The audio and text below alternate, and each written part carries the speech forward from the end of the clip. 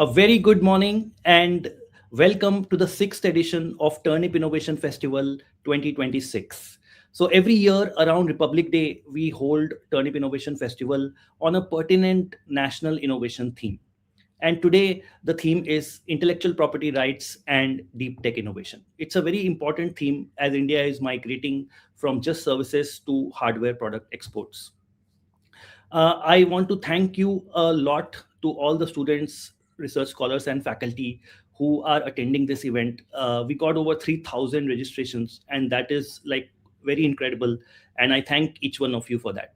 I also thank a outstanding lineup of speakers that we have. So we are going to start the keynote talk today, and I'm going to introduce our keynote speaker now. We have the great honor to have Dr. Jitendra Sharma, who's the Managing Director and Founder CEO of Andhra Pradesh MedTech Zone AMTZ. It is one of the world's largest medical devices research and manufacturing park. He's the Executive Director of Kalam Institute of Health and Technology, advising multiple government and India ministries on medical technology policy. He chairs the Indian Biomedical Skill Council and has founded leading medtech incubators MediValley and BioValley. Dr. Sharma has led landmark national initiatives such as the PLI scheme and MedTech Park scheme and has worked with institutions including IMS, World Bank, Niti Aayog, and WHO. He's got an award in the European Parliament, and he's a recipient of major international awards. And he's also the author of the book Made in Lockdown. So with this, I welcome you on stream, Dr. Jitendra Sharma. A real honor to have you. Thank you. So we'll have about 45 minutes and 20 minutes we can have for the talk, and then we can open the live Q&A sessions. Right, Namaskar. I hope you are able to hear me. Yes, sir. Absolutely fine. Yeah. So thank you. Thank you for having me here. It is an honor for me also to be amidst the audience of Turnip Innovations. Let me start by saying that what we think as innovation today is not what innovation is truly. And I'll give you a very, very small example. A large number of people in the audience must be wearing spectacles.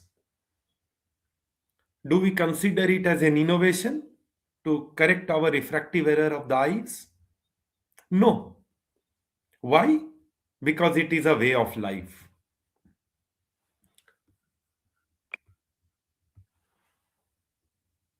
Any innovation,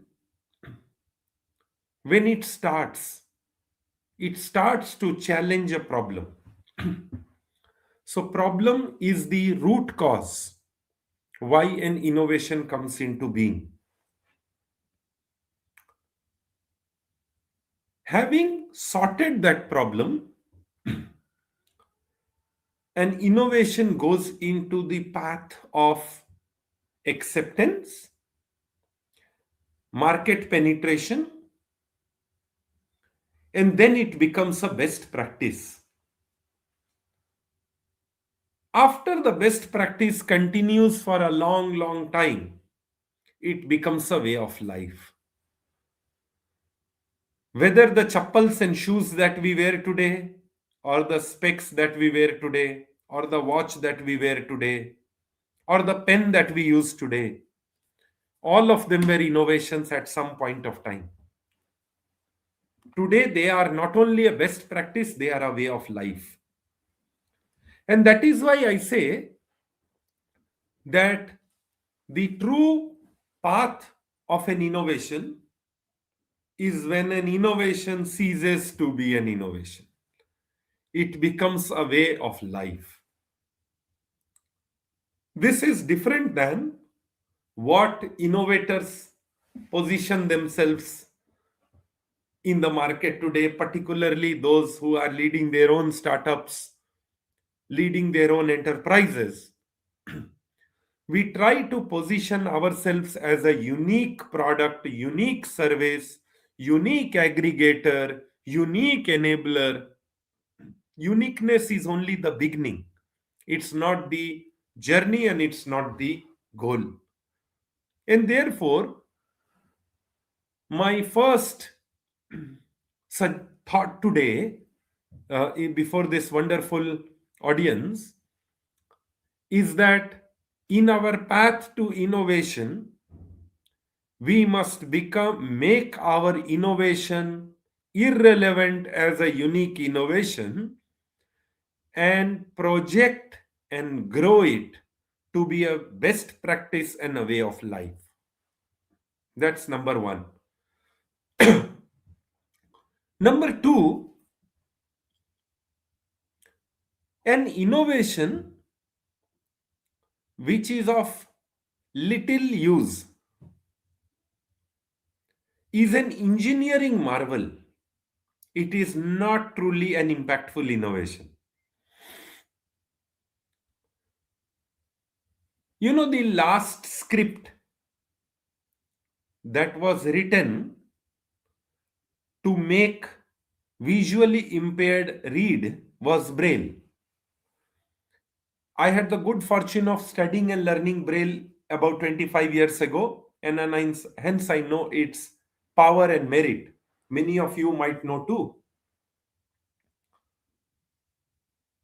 With so much of automation, so much of deep tech, so much of AI, so much of chip power, so much of silicon revolution, and so on,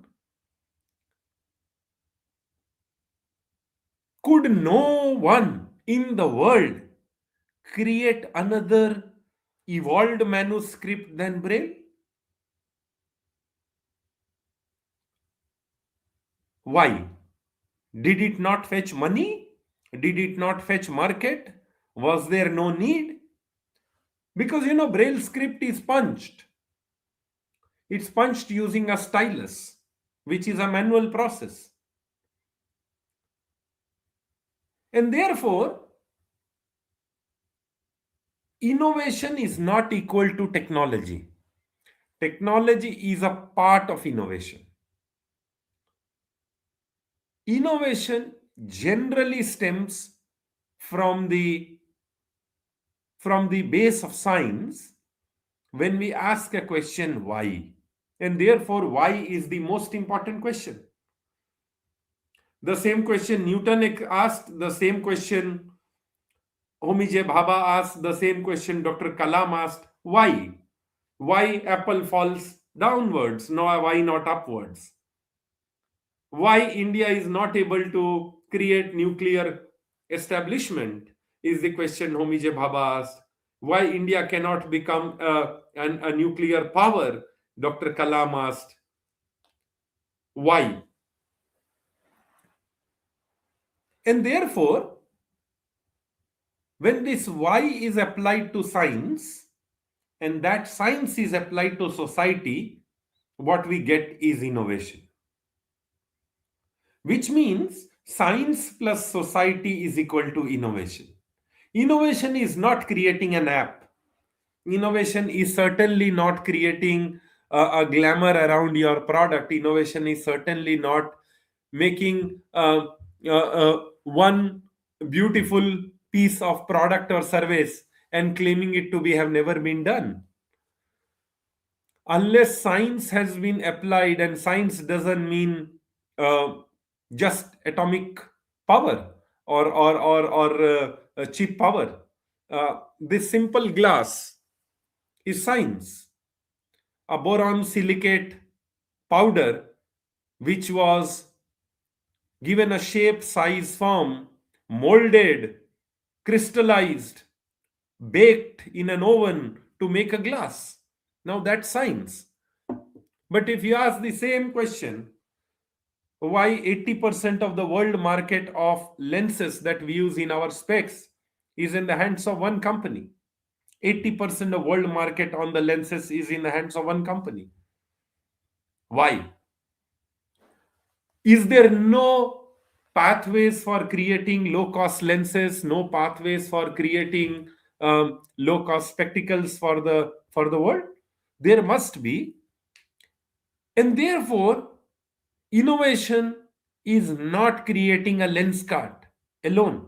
Lens card is one of the ways to show innovative pathway, an aggregator platform, user friendly, servicing people where they live and supplying them what they need. That's one pathway. But unless science is applied to society, the end result is not innovation. And therefore, the second principle that we apply for innovation is science plus society is equal to innovation. The third and the last piece of my pointer would be, you see, when we create an innovative pipeline of product or service, when we create an innovative path for an enterprise, we need finances.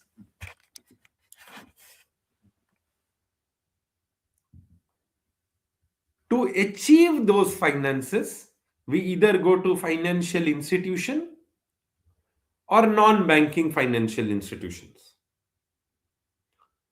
Either we go to the banks or we go to the non-banks. When we go to the non-banks, we either raise debt or equity because resources are needed. When we raise debt or equity, the debt or equity is raised under certain conditions, which includes the valuation of the company, the portfolio of the product, the potential in the product to touch the market, the potential in the business idea to impact the turnover of the company. And the innovators tend to raise this capital sacrificing their own share of equity. That is the general trend.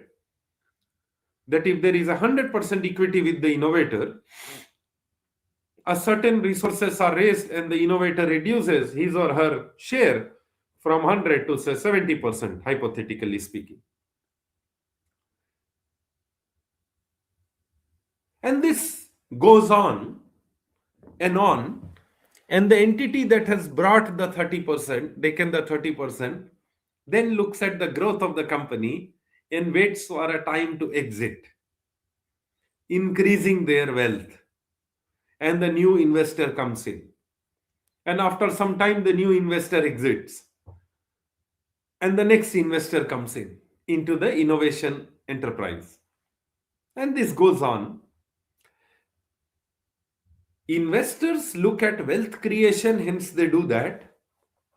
There is a strong culture among the innovators to do that too. Because innovators feel exiting an innovation enterprise, creating wealth is their success, which is unfair and incorrect. Unless market is created out of the innovative product or service or package, unless the enterprise has touched the lives of customers, no innovation, service, product, or pathway is a success. And therefore, this eagerness to exit from the enterprise, creating wealth for himself or herself, sometimes prematurely, is an incorrect fathering of innovation by the innovator, fathering of innovation enterprise by the innovator. Why does that happen? That happens because the valuation of the innovation enterprise keeps improving with every round of investment that comes in. But this valuation is only a number which tells us about the power and potential of the company. It's not the spread of the company or the spread of the innovation enterprise. The true measure of the spread of the enterprise is its turnover.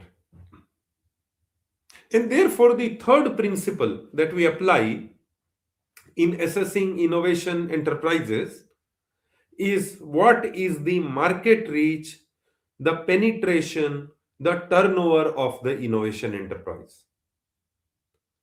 Now, if you keep these three things together, number one, an innovation is truly an innovation when it ceases to be an innovation, when it becomes a way of life. Two, science plus society is equal to innovation. If it has not touched society, innovation is not yet a success. And three, it is your spread, your turnover that decides your true wealth creation, not entry of investors and exits of innovators. These three fundamental principles, if one could keep in mind while defining, designing, strategizing their innovation or innovation enterprise, it would do enormous amount of good, not just to them, but to their employees, to their customers, to their clients, and so on. Now, I'll keep these three things, park it on one side, because this is what defines for us an innovation or an innovation enterprise.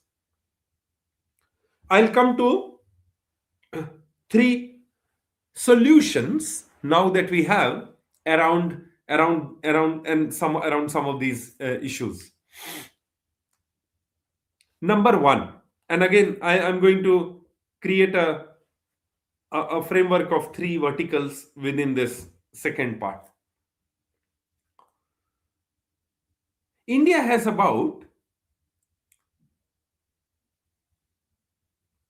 roughly about 700 incubators that are large incubators. Small incubators, medium-sized incubators put together, we have over 4,000 incubators in the country. Now, these 4,000 incubators, small, big, large put together, have roughly about 1 billion instrumentations. 4,000 incubators have roughly about 50 to 60,000, about 10 billion, worth of instrumentations. Each incubator some incubators put 10 crore worth of machines, instruments. Some incubator puts 50 crore worth of instruments. Some incubator puts 100 crore worth of instruments to make their startups become successful by effectively utilizing the instrumentation and scientific infrastructure available. We have close to $10 billion, about 50-60,000 crore worth of infrastructure lying in about 4,000 small, medium, large incubators of the country. The problem is, an innovator of one incubator, hypothetically speaking, say IIT Delhi, cannot go to another incubator, say IIT Bombay, and use this instrumentation. And I'm using two IITs, but generally all IITs have great infrastructure. But let us say there is one small incubator, say Magic in Aurangabad. There is a very nice incubator called Magic Incubator in Aurangabad.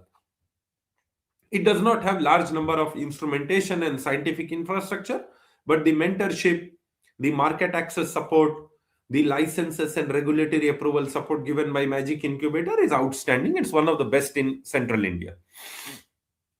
Let us say there is a startup of Magic Incubator in Aurangabad. Can it go to an incubator in IIT Bombay? Answer is no. Why? Because these startups are under two different incubators, under two different governing boards, under two different institutional frameworks. under two different governance frameworks, under two different ownership frameworks. The instrumentation of IIT Bombay is under IIT, which is under Ministry of Human Resource Development. The Magic Incubator is a privately industrial cluster incubator. And therefore, an innovator cannot go from one incubator to another. Which means, despite having 4,000 incubators with roughly 50 to 60,000 crore worth of scientific infrastructure,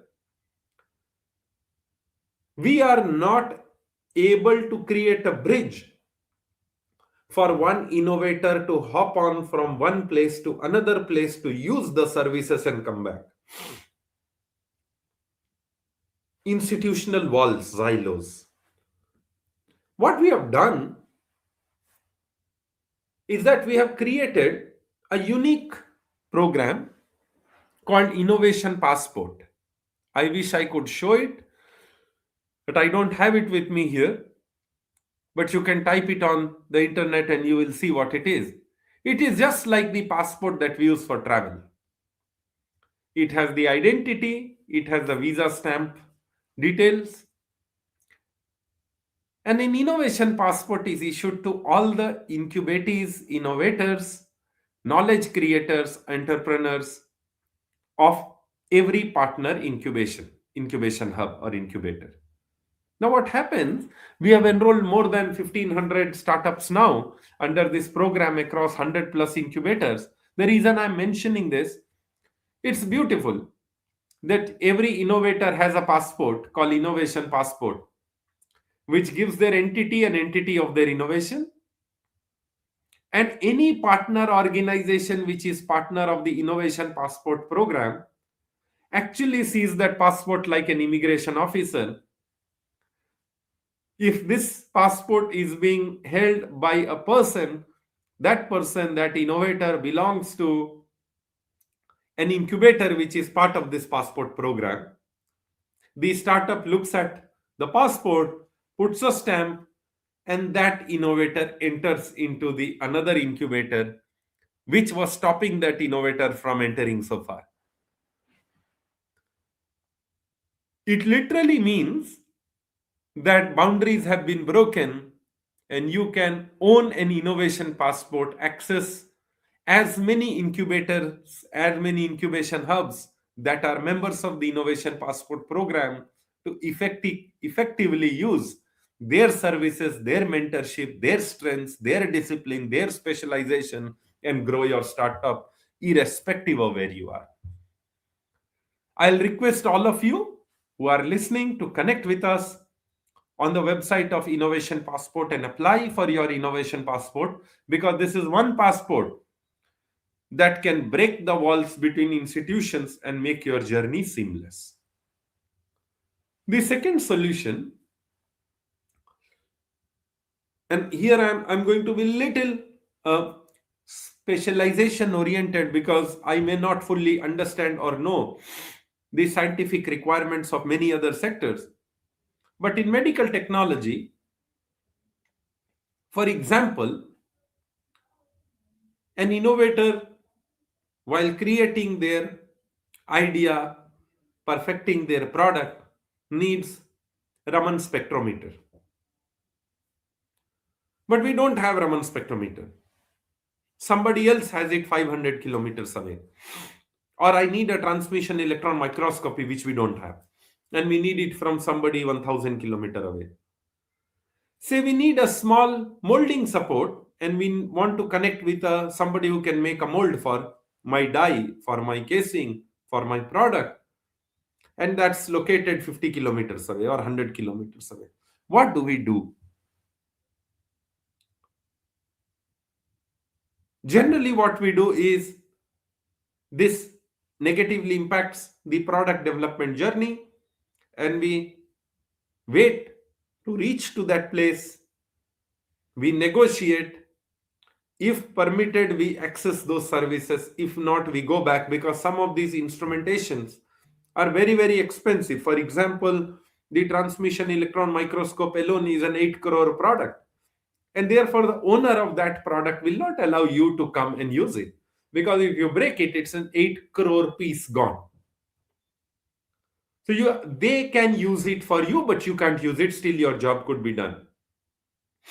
And all these complexities are there, which does not allow, as I mentioned, 50 to 60,000 crore worth of instrumentation and scientific infrastructure available across the country for innovators. And therefore, what we have done is create an aggregator called iLab. iLab is a virtual laboratory where you can actually put in your request of what is the technological service you need for your product, what is the function of the instrumentation that you need. You can connect with the service providers having that instrumentation in your area with their rate card available to you. You can place order. You can choose whether you would carry your prototype for the purpose of the process for which you are going there, or you would simply courier it if it is a small function and a small product. So you can choose whether you would be the logistics bridge or there would be another logistics bridge that you would need. The test setup is created by the host institute. The facility service instrumentation is provided by the host institute, and the money transaction is online. Again, a bridge, just like iPassport, to bring together more than $10 billion worth of machines, instruments, functionalities together on a common platform to benefit everyone who needs them, like a marketplace. The third is our unique endeavor to create India's first medical technology venture fund. We have created a venture fund exclusively for medical technology, which would invest in equity in growth companies led by competent innovators to take them not just for a scalable business, but to their journey till the IPO. That's the goal of the fund, that any entity that we invest upon must go till the level of IPO in next 4 to 5 years, till the level of public listing. So the three solutions that I had suggested and which we have shared today is: one, can the walls between the innovation ecosystems be broken, and can bridges be made by innovation passport? Can the scientific instrumentation of enormous amount and potential and strength can be utilized collectively through the market aggregator app? And the space, the lacuna that medical technology sector had, can it be bridged by a venture fund, the first venture fund dedicated to medical technology in India? Now I'll close my remark with three more principles. So we had three, like a triangle, three parts of one side, which was how do we qualify innovation? Three parts of the next side, which is what are the three solutions that can make us collectively stronger? And now the base of the triangle, which is, in my case, our own sector of medical technology. Medical technology sector, as you know, has historically been a highly import dependent sector, and it is for the first time that we have taken the challenge to convert India from an import dependent economy to a self reliant economy in medical technology. I also want to mention, along with iLab, there is something that I missed, is transfer of intellectual property. When we create innovation, innovative tools, techniques, sometimes lie with us for a long time, and we wait for investors, entrepreneurs, manufacturers to look into our technology. I also want to mention a very interesting platform that we have created, which is called e-auction of intellectual property. The Kalam Institute of Health Technology, which is a sister organization of AMTZ. It's the Technology Policy Institute for various ministries of Government of India, named after our revered Dr. Kalam. Dr. Kalam Institute of Health Technology has created this e-auction portal for intellectual property, wherein if you are an innovator that has created knowledge base, that has created prototype, that has created a batch, that has solved a problem, and you are looking for a partner or an investor or a manufacturer, most importantly, as an innovator you may not like to get into manufacturing, but if there is a manufacturer who would like to take advantage of the knowledge that you have to increase their product portfolio and give you royalty, one can actually auction that intellectual property on a platform of e-auction for intellectual property of Kalam Institute. So what you essentially do is you list your intellectual property without disclosing too much what is the bare minimum necessary for the bidding to start. That's an organized format. And when auction happens, uh, the highest bidder, the manufacturer that bids the highest for your innovation, for your intellectual property, actually pays for it and takes through Kalam Institute in a very regulated way, in a very structured way, through the intellectual property, legal, company secretaryship participation. The intellectual property gets passed on from the innovator to the manufacturer. And that piece also comes on the second side of the triangle. The iPassport, the iLab, and the e-auction portal, solidly supported by the venture fund of medical technology that we have already explained. Now, the base of this triangle is the medical devices sector. In our case, this sector represents a huge opportunity. India has been historically import dependent. This import dependency was to the extent of 98%. Thankfully, it has reduced to about 60% now.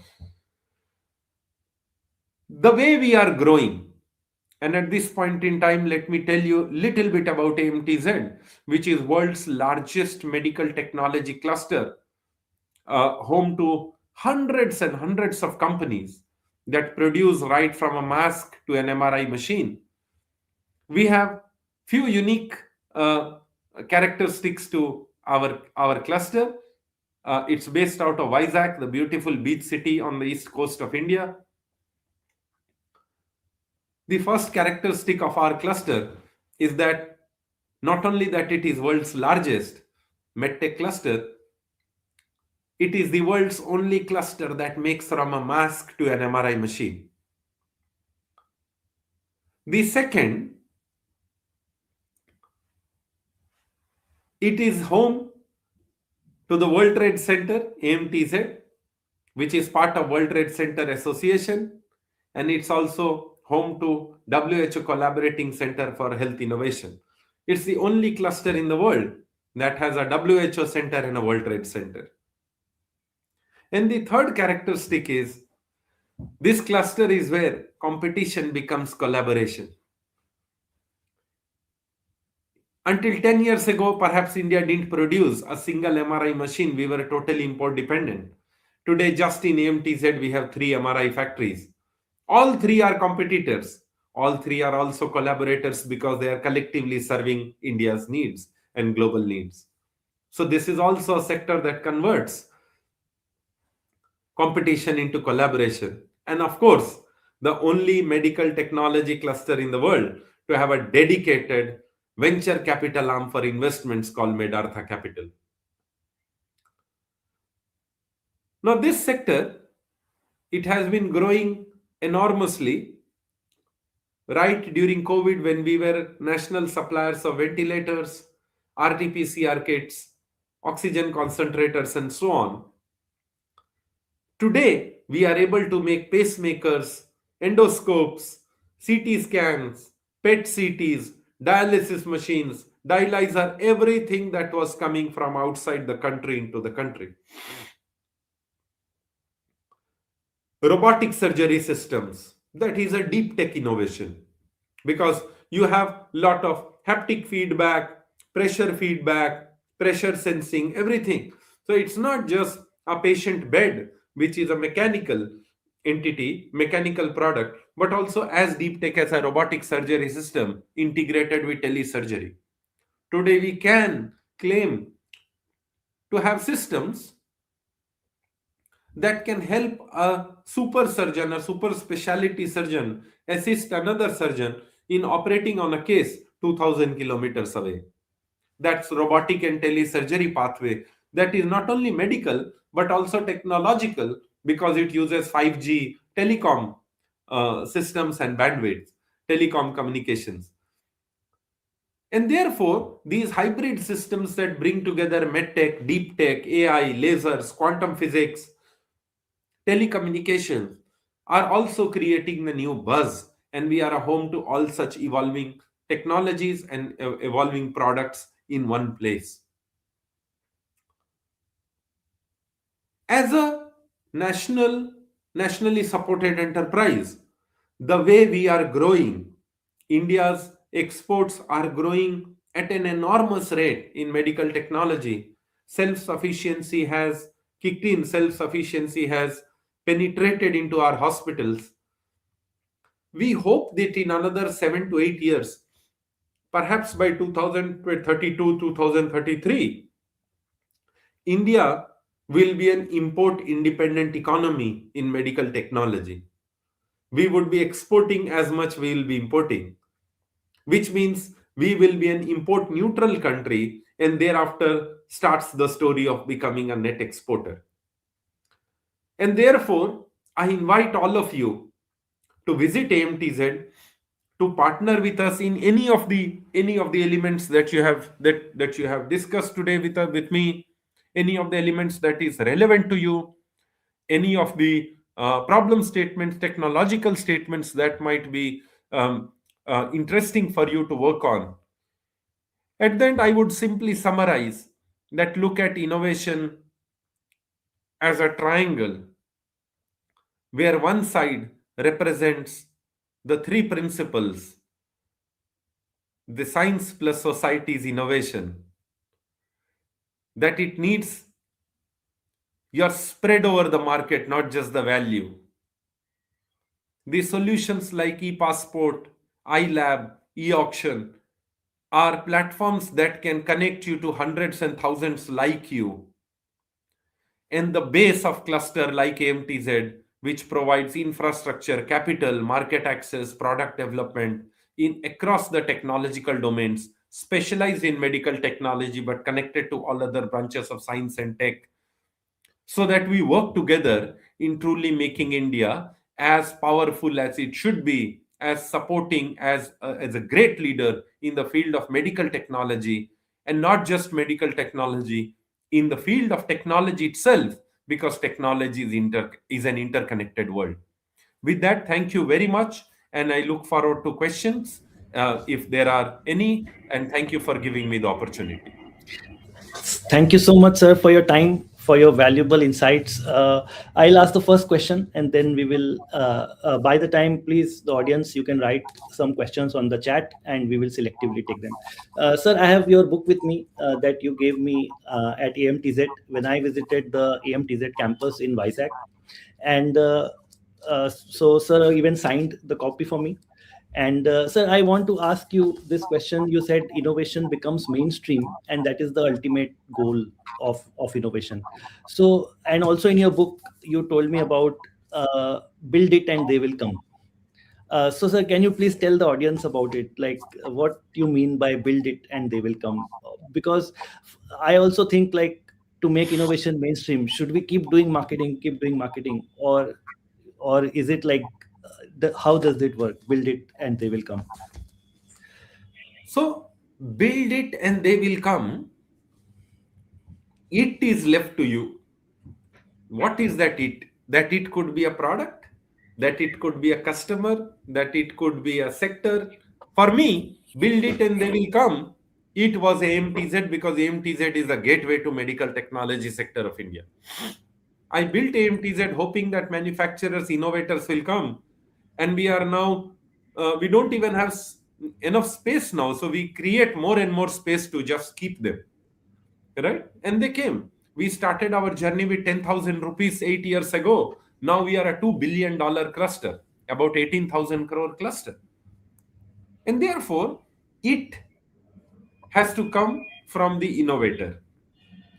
But the principle is, if you build something majestic and realistic, majestic because anything which is not majestic is not going to catch the eye, realistic because it cannot be only in the dreams. Unless you build something majestic and realistic, it has to be majestic, but it must be real. It cannot be imaginary. Then your it attracts those who need it. They could be customers, patients, market, distributors, clients, occupants, and therefore decide the it, but do it majestically and realistically. Wonderful, sir. Wonderful. So we have one question from Dr. Anamitra Roy. He says the speaker has innovation can always be connected to a problem. Does he mean that innovation is always the result of applied research? Uh, Look, applied research is a complicated word. Research comes out of ability to understand why. Application comes later. I don't think when we were building, when whether our desire to see the universe came first or telescope came first. Obviously, telescope came because of our ability to do research, and using the telescope in astronomy or using the microscope in cellular biology came later. So micro, which is cellular biology, uses microscope. Macro, which is universe, needs telescope.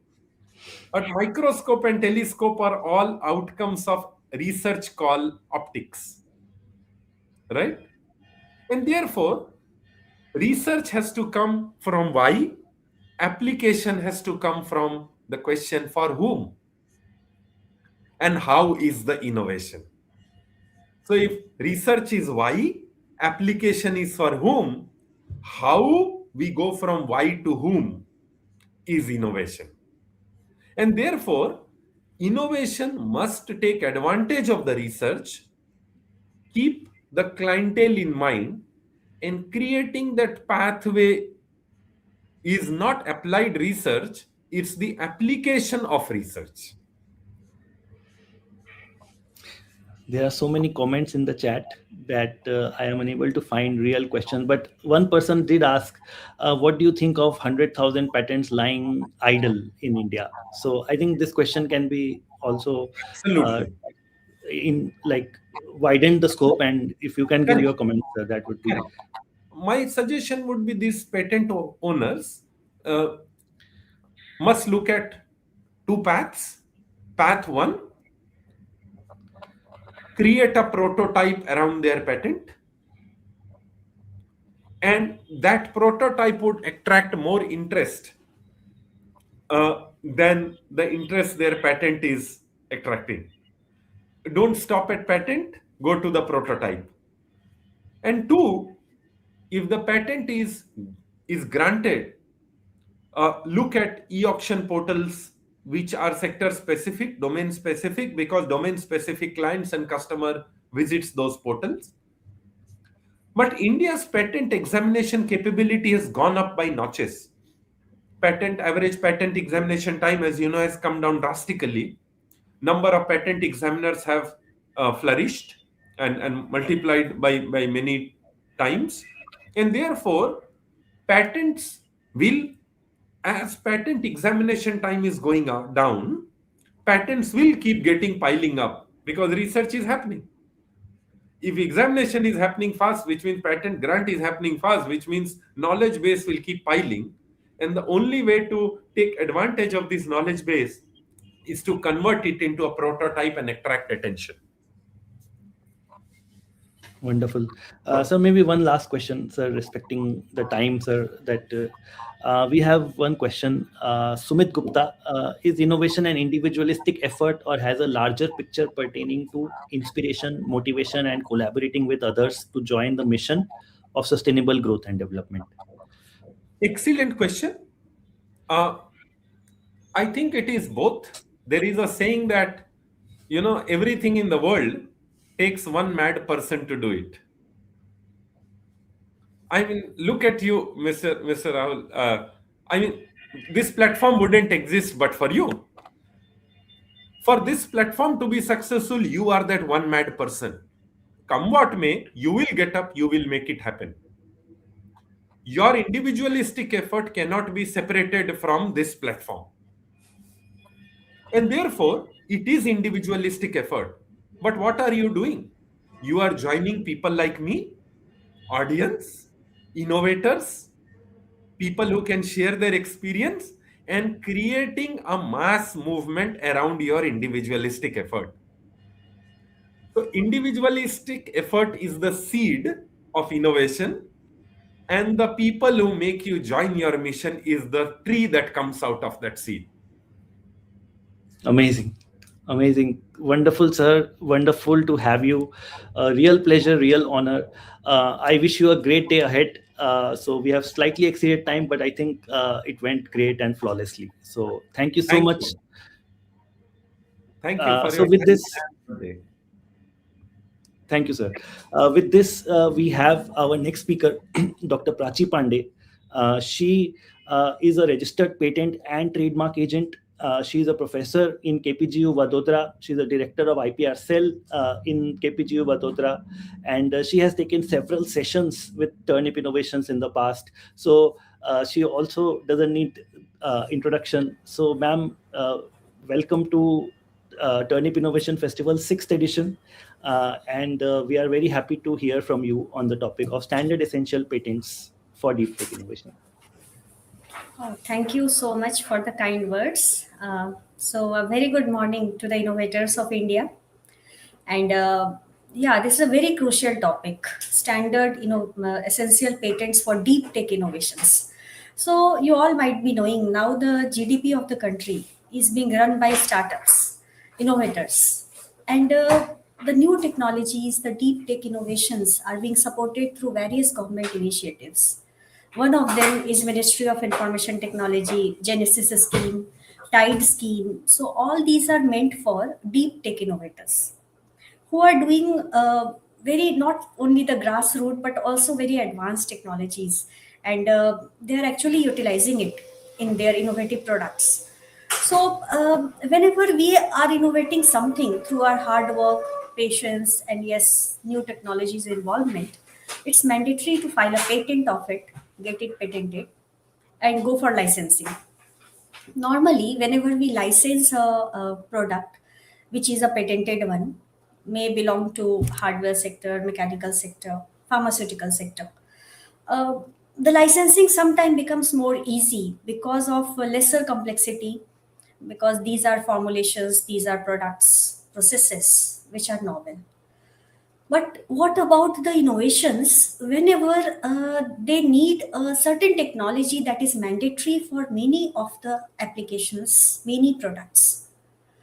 So, just I'm breaking the ice with a very simple example for all of you so that anybody can correlate. Suppose Hyderabad is famous for biryanis. So those biryani have a secret masala or some kind of masala they are adding in their biryanis, and without which biryanis cannot be made. So suppose if somebody is making biryani in UP or Delhi or anywhere in India, they have to follow that recipe. Otherwise, that biryani cannot be made. So if that recipe could be patented by that authentic biryani maker of Hyderabad. So that particular recipe is so important that nobody can make biryani without that recipe. So that recipe maker can license that particular formula of that masala to all the other biryani makers, and it become essential. So if a patent could be taken for that particular composition of spice for making biryani, others have to take the license, and that license must be done by the authentic innovator at a fair, reasonable, and non-discriminatory terms. So here we start for standard essential patents. So I think now we can correlate it with the new and technologies. Now I will go upper levels to let you understand everything about the standard essential patents. So, whenever we talk about SEP and we correlate with the deep tech innovation, we can say yes, it is unlocking the future. What are standard essential patents? These are critical, absolutely critical technologies, which are critical to industry standards, without which some device cannot work.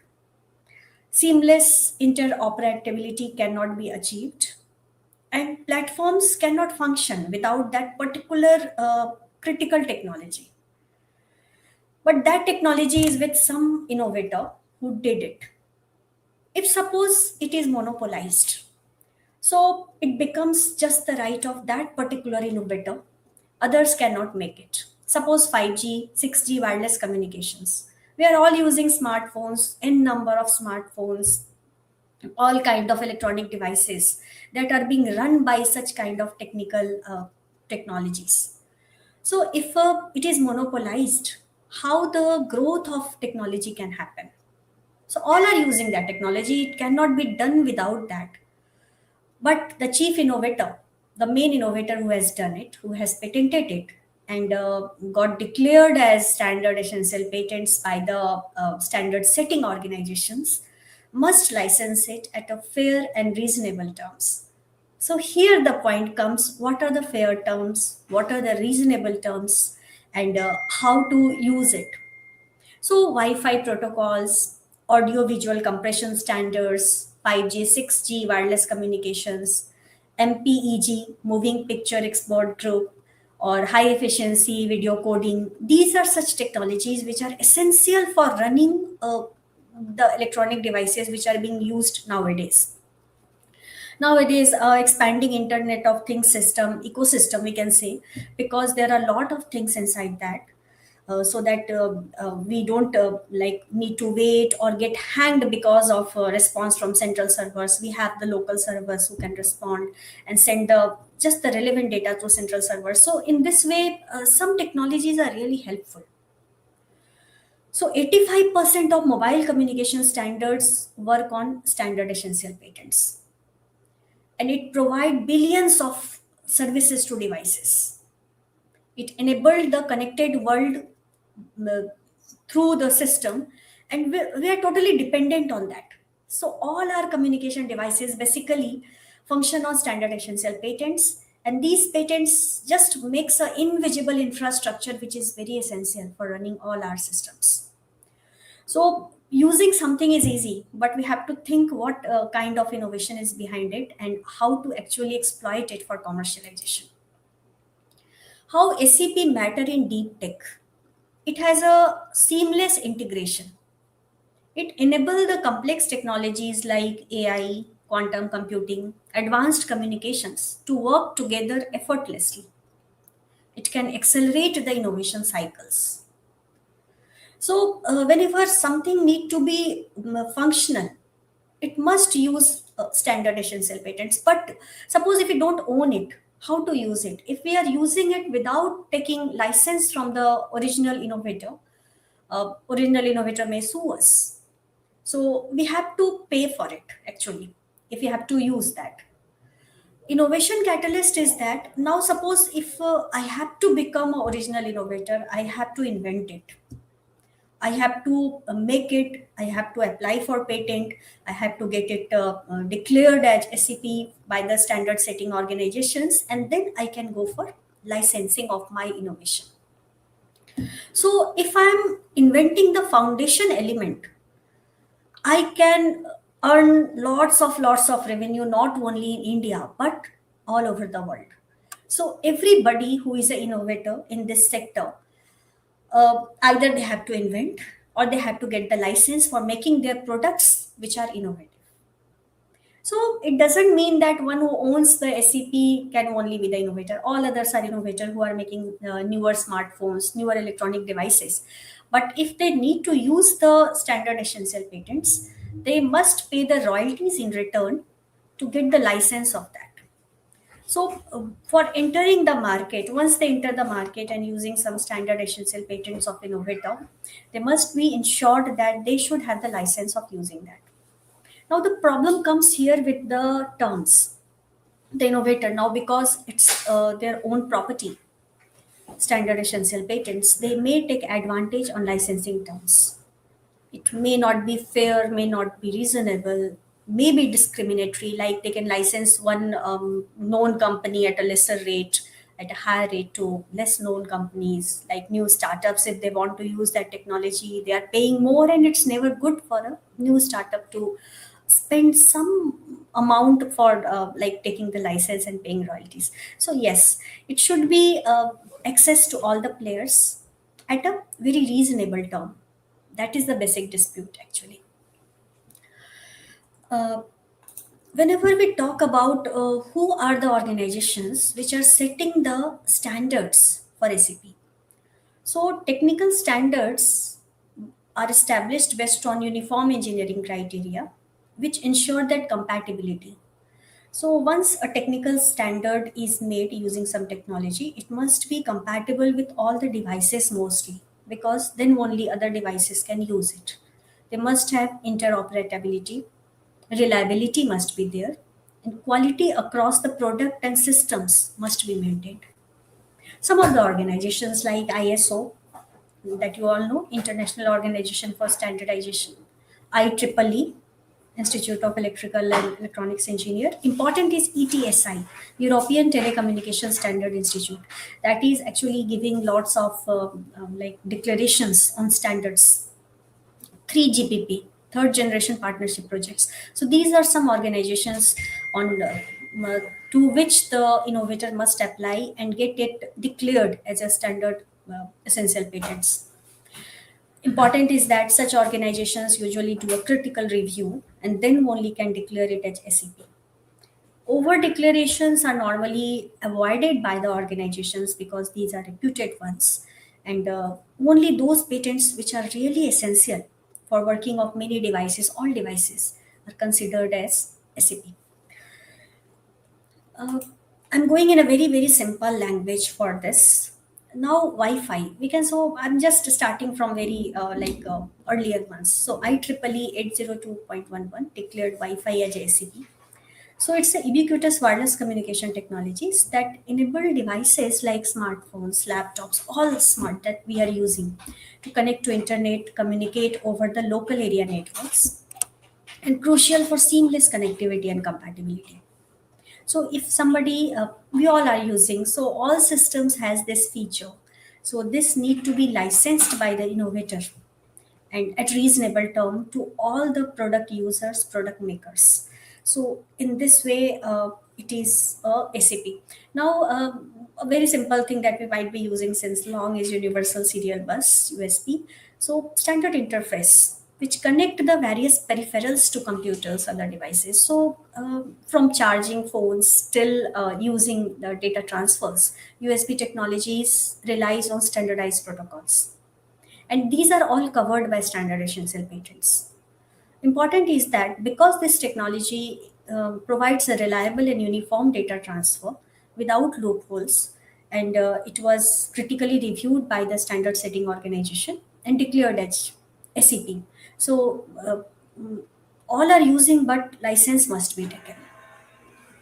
Another is advanced video coding, that is being given by standardized, declared as a standard protocol, MPEG 4 part 10 H2.264. So MPEG 4 part 10 is a video compression standard. So nowadays the video streaming, especially after COVID, there were a lot of innovations took place for the video streaming, online video services, video conferencing.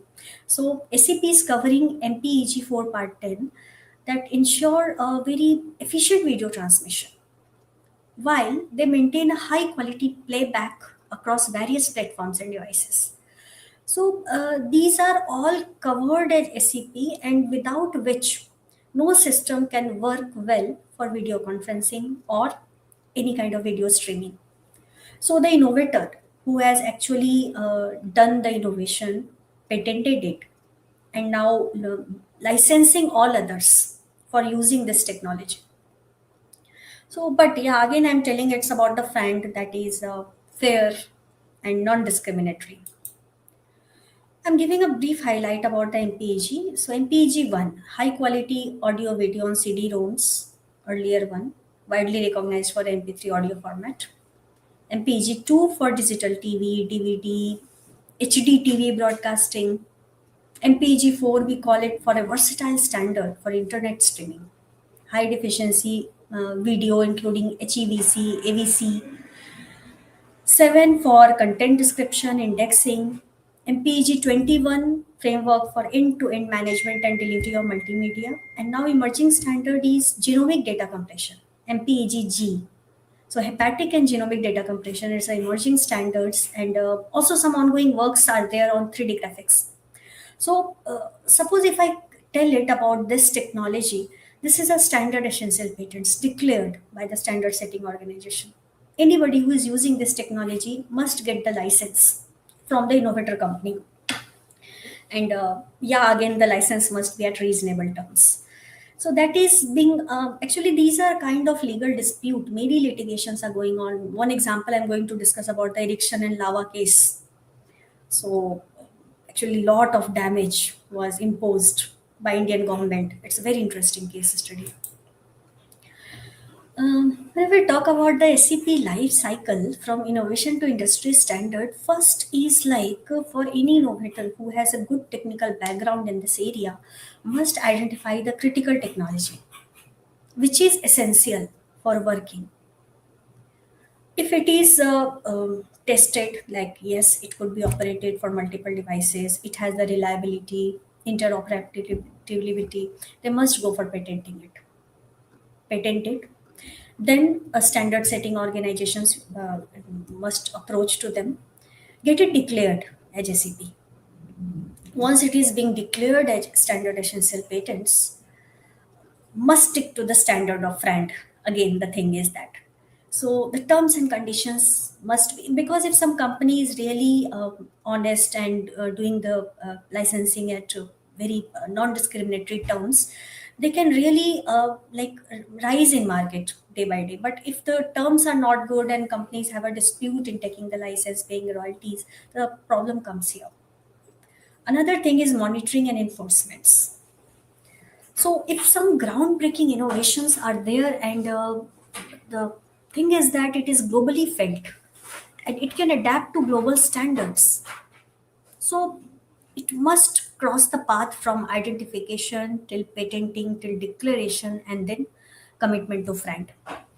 So yeah, there are a lot of technical, legal, and business considerations here which can maximize the impact and while maintaining the market access. So innovator must take in account this particular fact. So SCP life cycle in deep tech, first the most and foremost is the research and innovation. So fundamental research. Here it is a fundamental research actually, which lead to breakthrough innovations. It may take some time, but once it is done, it can really change the world. Nowadays, lots of transformation being done since after 2016. You can see a lot of new innovations are coming. Once innovator becomes sure about it, they must go for patent filing, expedite it, go through the expedited procedures. You know now, every innovator now how to expedite your patent innovation. If you're a startup, no worries. Even if you are an innovator, you must have a female applicant along with you in your team to avail the benefit of expedited examinations. Expedited publication of patent is allowed to everybody. So must leverage the facility by Patent Office of expedited publication. File it, go for expedited publication, then go for expedited examinations, get it prosecuted, and get it granted. Then the role comes about the SSO contribution. So the standards that are developed are being critically reviewed by the SSO, standard setting organizations that I already told you about, the 3GPP, IEEE. So they declare it as standard essential patents. Once they are included as standard, technology adopted it to draft standards, and SEP is declared. Formal declaration is done. Is like, suppose MPEG technology. This is a SEP. Once it is declared as SEP, the innovator has the rights to use it. If somebody else want to use it, they have to take the license. And yes, that particular company has to pay the royalty to the innovator company. There are a lot of innovator companies, basically the Qualcomm actually, who is the major like organizer of the event. So they are, I can say, they are the giant leaders in this area. Ericsson, then you can say that your Huawei.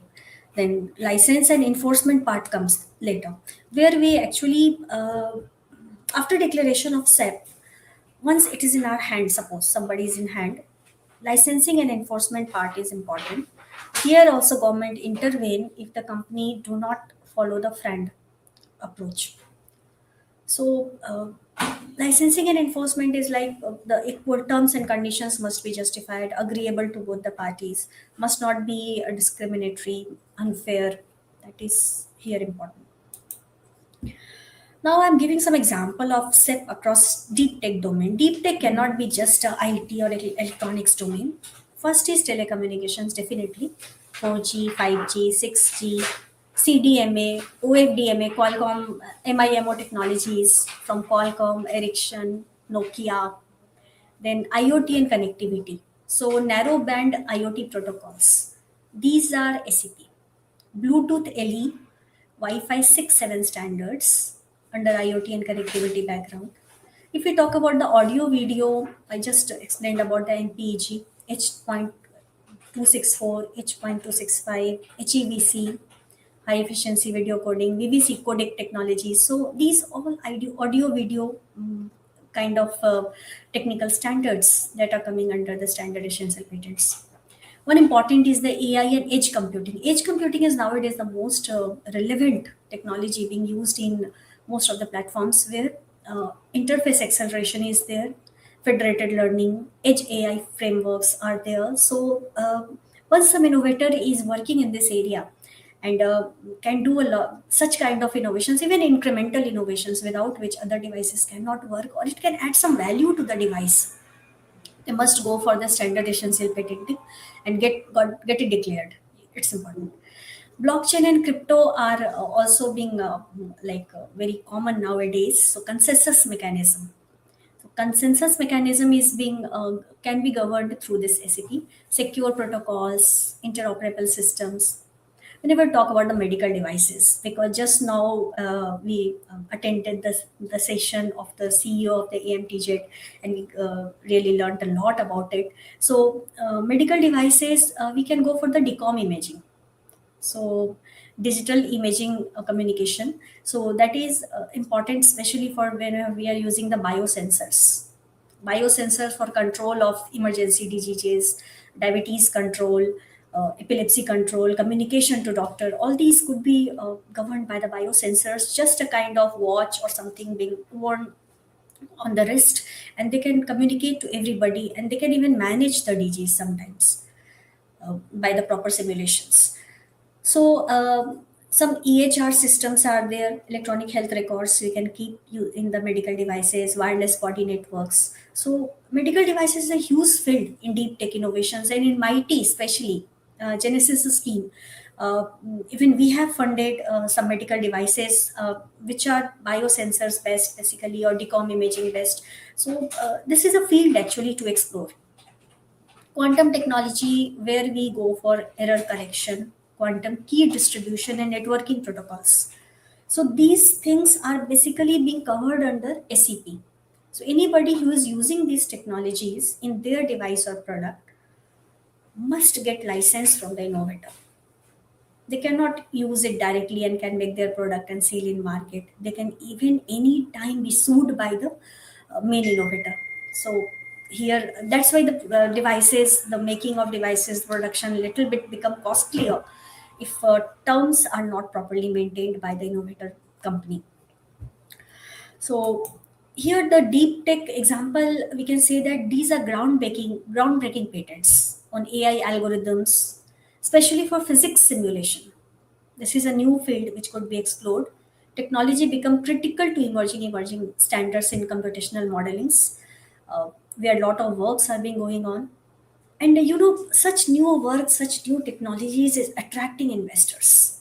Lot of investors are very much interested to fund such innovator because they know that such innovations is not just for time being. They are the future. In future also for next 10 years they will generate revenues and there is no limit of that. So this demonstrates how robust SCP strategies can drive the substantial investment from big investors from all across the world. Some of the examples are there which have really invested a lot on the even Indian innovators. So this is the field actually where we like fetch investment. Even the device makers are getting lots of investments, but device makers have to pay in royalty to the innovator, so there is a kind of expense attached to it. Telecommunication giants and SEP powerhouses, I wish to again quote the Qualcomm, which hold thousands of critical 4G 5G SEPs, enabling the mobile device connectivity worldwide, and licensing revenues exceeds billions annually. So a company who is holding so many SCPs can generate billions uh, per year. That is the way actually the revenue generation stream works. Ericsson is also a pioneer in mobile communication standards. They have a good SCP portfolio, and they are working globally. They are providing global network infrastructure. They providing such services to all devices. Interoperability of the devices are being established, and that's why they are could be considered also as the leaders. Now the point comes about the Huawei. So Huawei is a massive 5G SEP portfolio driving, which is a Chinese company, and they are really providing the next gen connectivity to innovators. So in telecommunication, China is also considered as a leader globally because of this company, which is have a good SEP portfolio. So why? Because these companies are growing by leaps and bounds because there are a lot of R&D investments from all across the world to them. They are fueling breakthrough innovations like 6G wireless and massive IoT expansion that will define the next decade of connectivity. So, not these companies, many even startup companies have started working on such kind of technologies. They are doing research and development. In next 10 years, some results may come out. So, because in MIT we came across a lot of innovators working on IoT and AI technology, which could be considered later in few years as standard essential patents. SEP challenges is a major challenge because of licensing dispute. Once I have technology and I have done a lot of hard work, sometimes mindset is not to give at a lesser cost. We block the product launch, sometimes we disrupt the supply chain. Why? Because of litigations it occurs that innovators sometimes want to monopolize it, and at their own terms they want to license. That's the problem. Sometimes there is over declaration. Some technologies are just mere beneficial, but they are declared as standard essential patents, and other device manufacturers are really suffering over it because their products are becoming costlier and costlier because of paying the royalties. Regulatory solutions are there, the patent courts are there. Europe especially is intervening much on that because they have also standard setting organizations. So they are working to harmonize the SCP disputes so that transparency could be increased and also clear friend guideline could be established. Uh, very earlier one, that is the Apple digital assistant patent, Shiri, that we might be using since long. So these groundbreaking patents normally have a dialogue statement for natural uninterrupted interaction with digital assistants, eliminating any awkward pauses between commands, and these were very efficient in Apple. So, voice activated AI assistant integrated into smartphones, smart speakers, automotive systems, countless IoT devices, even automated vehicles. So, these SAP underpin everyday deep tech innovations and fundamentally shaping the user experience. The European patent number is also there, you can Google it out. And I can say this was a groundbreaking innovation from Apple long back. It's a very interesting case study whenever we want to discuss about the Ericsson versus Lava SEP case. What happened exactly? It's a major legal battle. At this core, it's a 9-year legal dispute between Ericsson and Lava. Ericsson is what? It's a Swedish telecom giant, owns many patents and standard essential patents to mobile standards such as 2G and 3G earlier. Lava International is an Indian smartphone maker that sold phones implementing those standards. They were making the smartphones and they were working on the 2G, 3G standards that time. Ericsson, which was a Swedish telecom company, sued Lava and said that technology covered by its SEP is being used by Lava without taking a license on fair terms. And Ericsson didn't offer fair licensing. Problem was that Ericsson didn't offer fair licensing, and some patents were not valid as said by Lava. So Lava said that I asked for licensing, but Ericsson is charging exorbitantly, and some patents are also not valid. They don't fall in category of standard essential patents. That Lava said in defense. What happened? There are two basic concepts that we understand. Standard essential patents. First, we understand these are patents which are must be used to implement a technical standard like 2G, 3G, which are set by global bodies like ETSI. ETSI has set that standard. Anyone making a phone has to use that technology by default. FRAND is what? FRAND is fair, reasonable, and non-discriminatory terms. So when a company owns SEP, it must offer license on terms that are fair, reasonable, and non-discriminatory to everyone, which can access the technology without being unfairly charged. That is a rule set by the government. But how it is being followed, that need to be critically reviewed. What happened in the case is Ericsson sued Lava in 2015. Ericsson filed a lawsuit in Delhi High Court because they have a patent in India. It was a Swedish company, but they had a patent, standard essential patents, and they were globally. And in Delhi High Court, they sued Lava, saying Lava was infringing and SEPs related to key mobile tech such as adaptive multi-text speech codec and Edge. These two technologies were being used in Lava phones, and Lava were selling the phones using those technologies covered by the patents of Ericsson without a license. Lava fought back. Lava said some patents that Ericsson is claiming are invalid. They are just innovations, not standard essential patents. Ericsson didn't offer proper front terms. They were charging exorbitantly, and again argued that it didn't need a license because supplier of Lava's device had license already. They said that. But what happened? Lot of arguments took place till 9 years. But Delhi High Court found that most of the Ericsson patents, 7 of 8, were valid and also essentials, means standard essential patents. Technologies were really patented, cannot be used as such by anybody. Lava has infringed them because their phones were complied with the mobile standards that under those covered patents. Lava also didn't negotiate in good faith, made excuses instead of engaging in real license talks. Means they didn't go in the proper licensing terms, they didn't sit together, they didn't talk about it, and it was showing that unwillingness to license it. So the court favored the Ericsson and said Lava to pay 244 crores. $29 million US in damage. So this much large amount was paid by lava as a damage to erection. So that is the case. Actually, the violation of licensing terms, violation of uses without licensing took place, and yes, the importance of standard essential patents, because erection was ruling the world.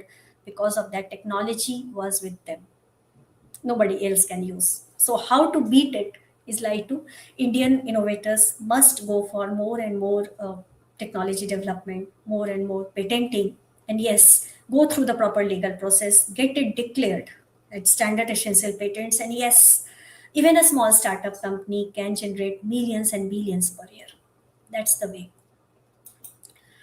Future is basically AI and machine learning. Lots of AI standards are relying on standard essential patents, data exchange protocols, machine learnings equally, quantum technologies, computing standards, creating new SEP technologies, basically in cryptography and processing. So, if somebody has some research background in this, they must explore the possibility of having a patent in this area. Biotechnology I wish to mention, because there is a particular area that is genetic sequence and genetic sequencing, basically gene sequence.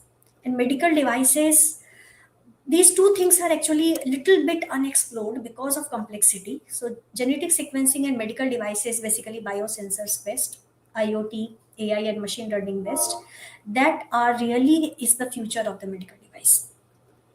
So technical fusion must be done between the biotechnology, medical, all kind of, even agri-tech, because they are frugal innovations nowadays in India. Why not to make it a technical one? And for that, really standard essential patents become a area of exploration.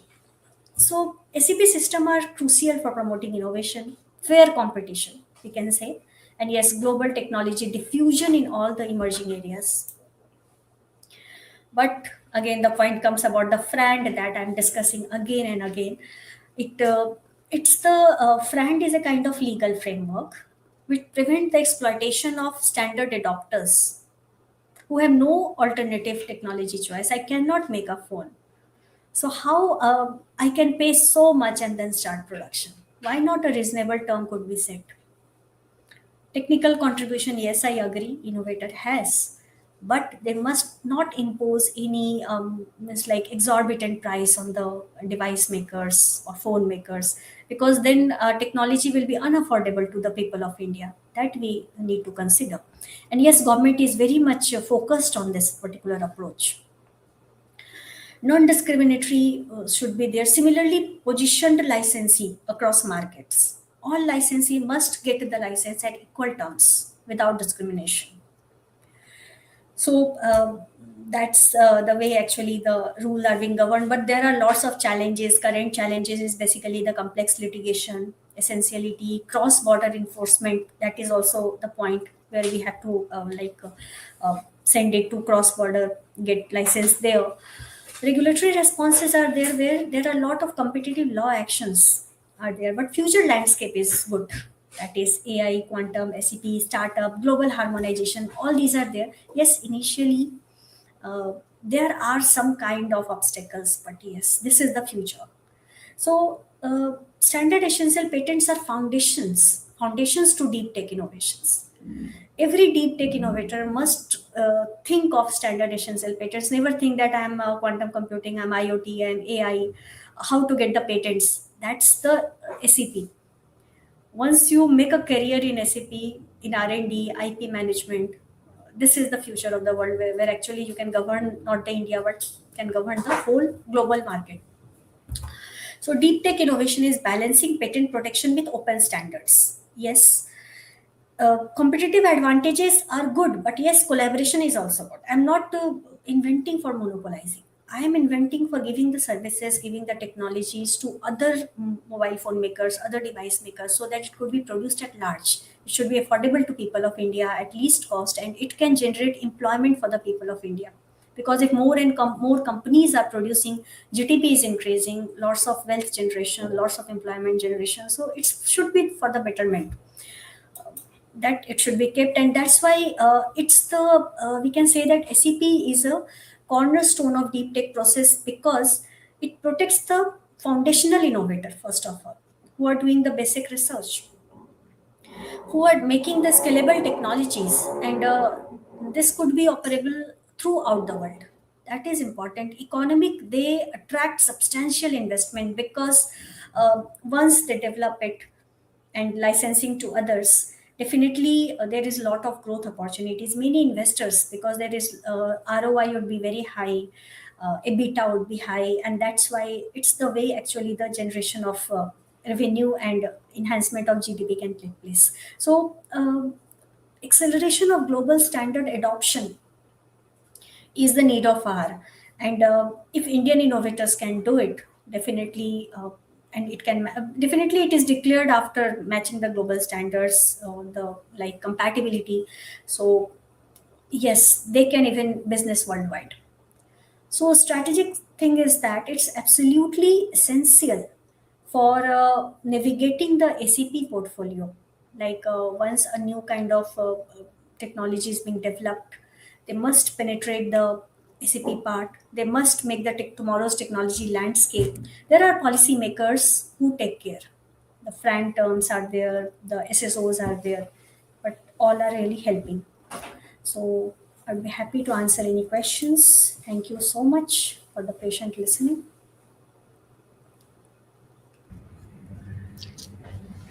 Great, ma'am. There's one question I have seen. Vaishnavi, how can standard setting remain inclusive when deep tech innovation is increasingly capital and in patent intensive? Yes, okay. Whenever such kind of technical innovations are being done, and they are declared as standards for all kind of devices because of compatibility, interoperability, then they can license to any other company. So that's why that deep tech innovation is liable to be patented. They can generate lots of capital. Thing is that other companies who are using that technology must pay in royalty. It's a kind of win-win situation for both of them. Yes, the innovators are inventing, they are like giving license on frank terms. Other kind of device maker producers, we can say, these are also innovators who are making good mobile phones, compatible ones, using that technology and getting it at licensing terms, paying royalties.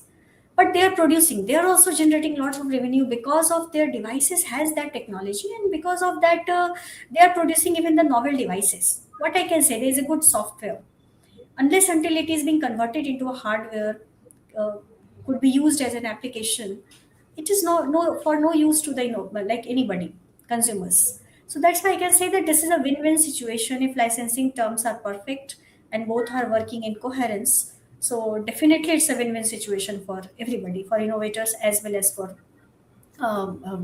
users. But patent is essential. Patent must be done, declared as SEP. Then only licensing could be talked about.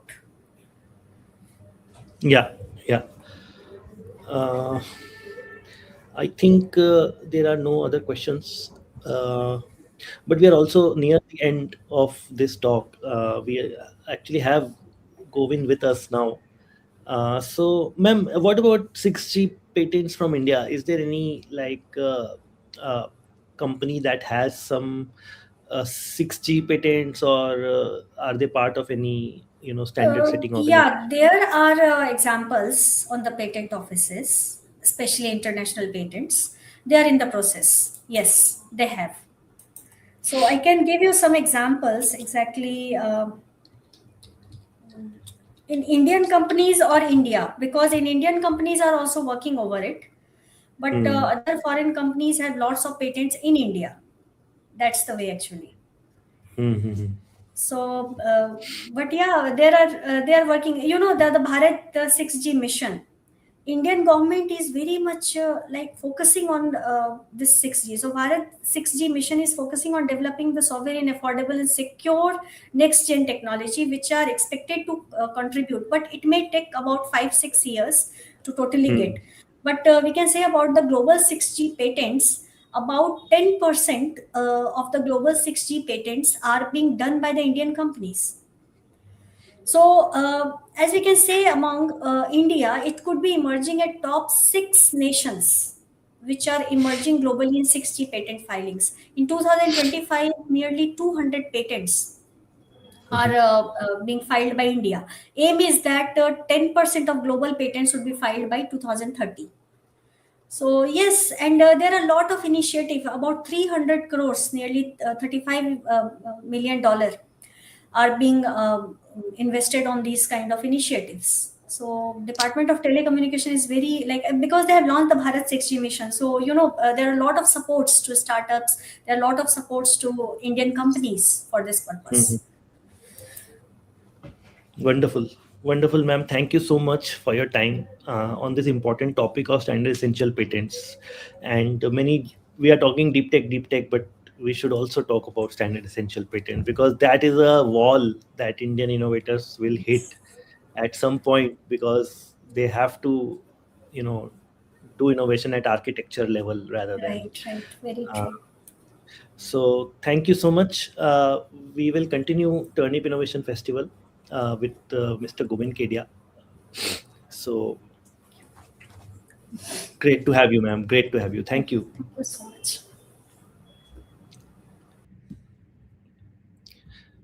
So we will continue Turnip Innovation Festival. Mr. Govind Kedia, he is with us right now, and he's the managing director of Arctic Invent. It's an IP and innovation consulting firm. He's working actively in deep tech domain, helping deep tech startups, working closely with deep tech founders. And with this, I welcome Govind on the stream. Welcome, Govind, once more time. I want to show this to the audience that I just bought this book uh, yesterday. It arrived. I ordered it via Amazon, and this is co-authored by Govind. So this is about, and it's a very good title. I like the title, Moonshots and Marathons, and marathons, because that's what it encapsulates deep tech. You have to look at it as marathon. In general entrepreneurship, you should look at it as a marathon. And moonshot is like, you are thinking big right from day one, when you are even doing ideation.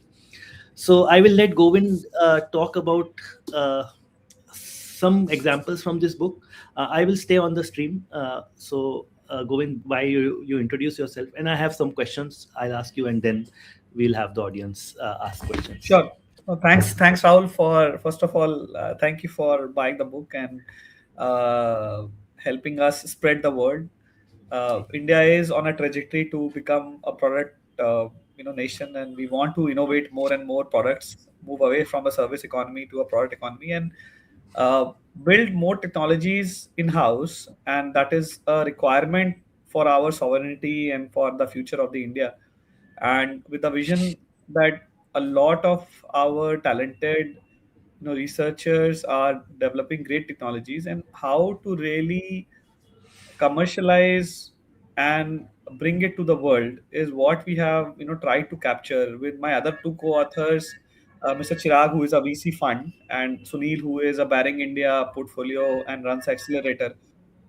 We have been our aim was to make sure that how to put this to the world, that uh, how we can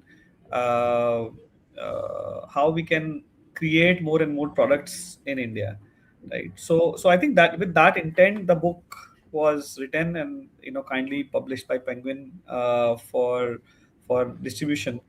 And um, and the way the main fundamental that we talk about is that how what does a journey look like, how from the why of your building an organization till how to select your co-founders, how to go and select the incubators, how to build IP around your business, how to really make sure that you are exiting and have an exit plan for your investor and for yourself, right?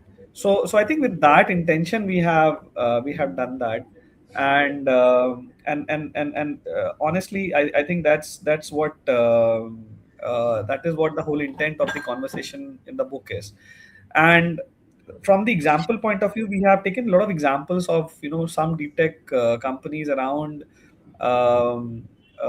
India who have really done well to commercialization or bringing technology to the world, and still in the phase of commercialization. We have taken those examples to kind of show how we can, deep tech startups, and from academia to uh, the product, how what's the journey look like, right? So I'll pause here, and of course, we can dive into deep conversations around the topics.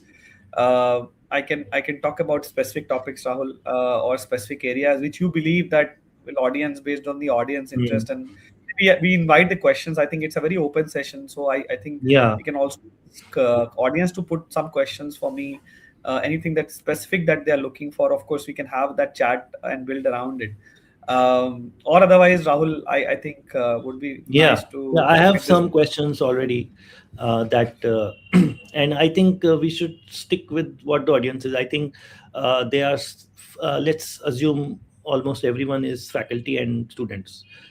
Yeah, And my understanding is that deep tech innovation has some academic, connection, that fundamental science kind of is one aspect of deep tech innovation.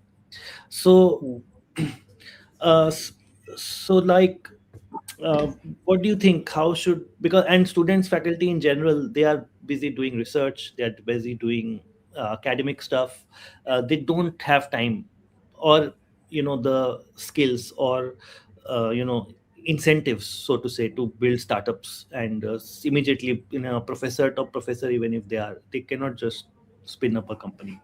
So what should be their way forward to mature it? Because 10 years, suppose we are talking about 7 years, I think this book even says, like, 7 years you should look at exit, you yeah. should not think even of exit.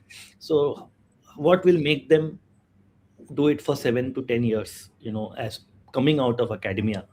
Very, like, it's an open question, whatever you think, how Sure. could. No, I think, Rahul, that is where very, very interesting, journey.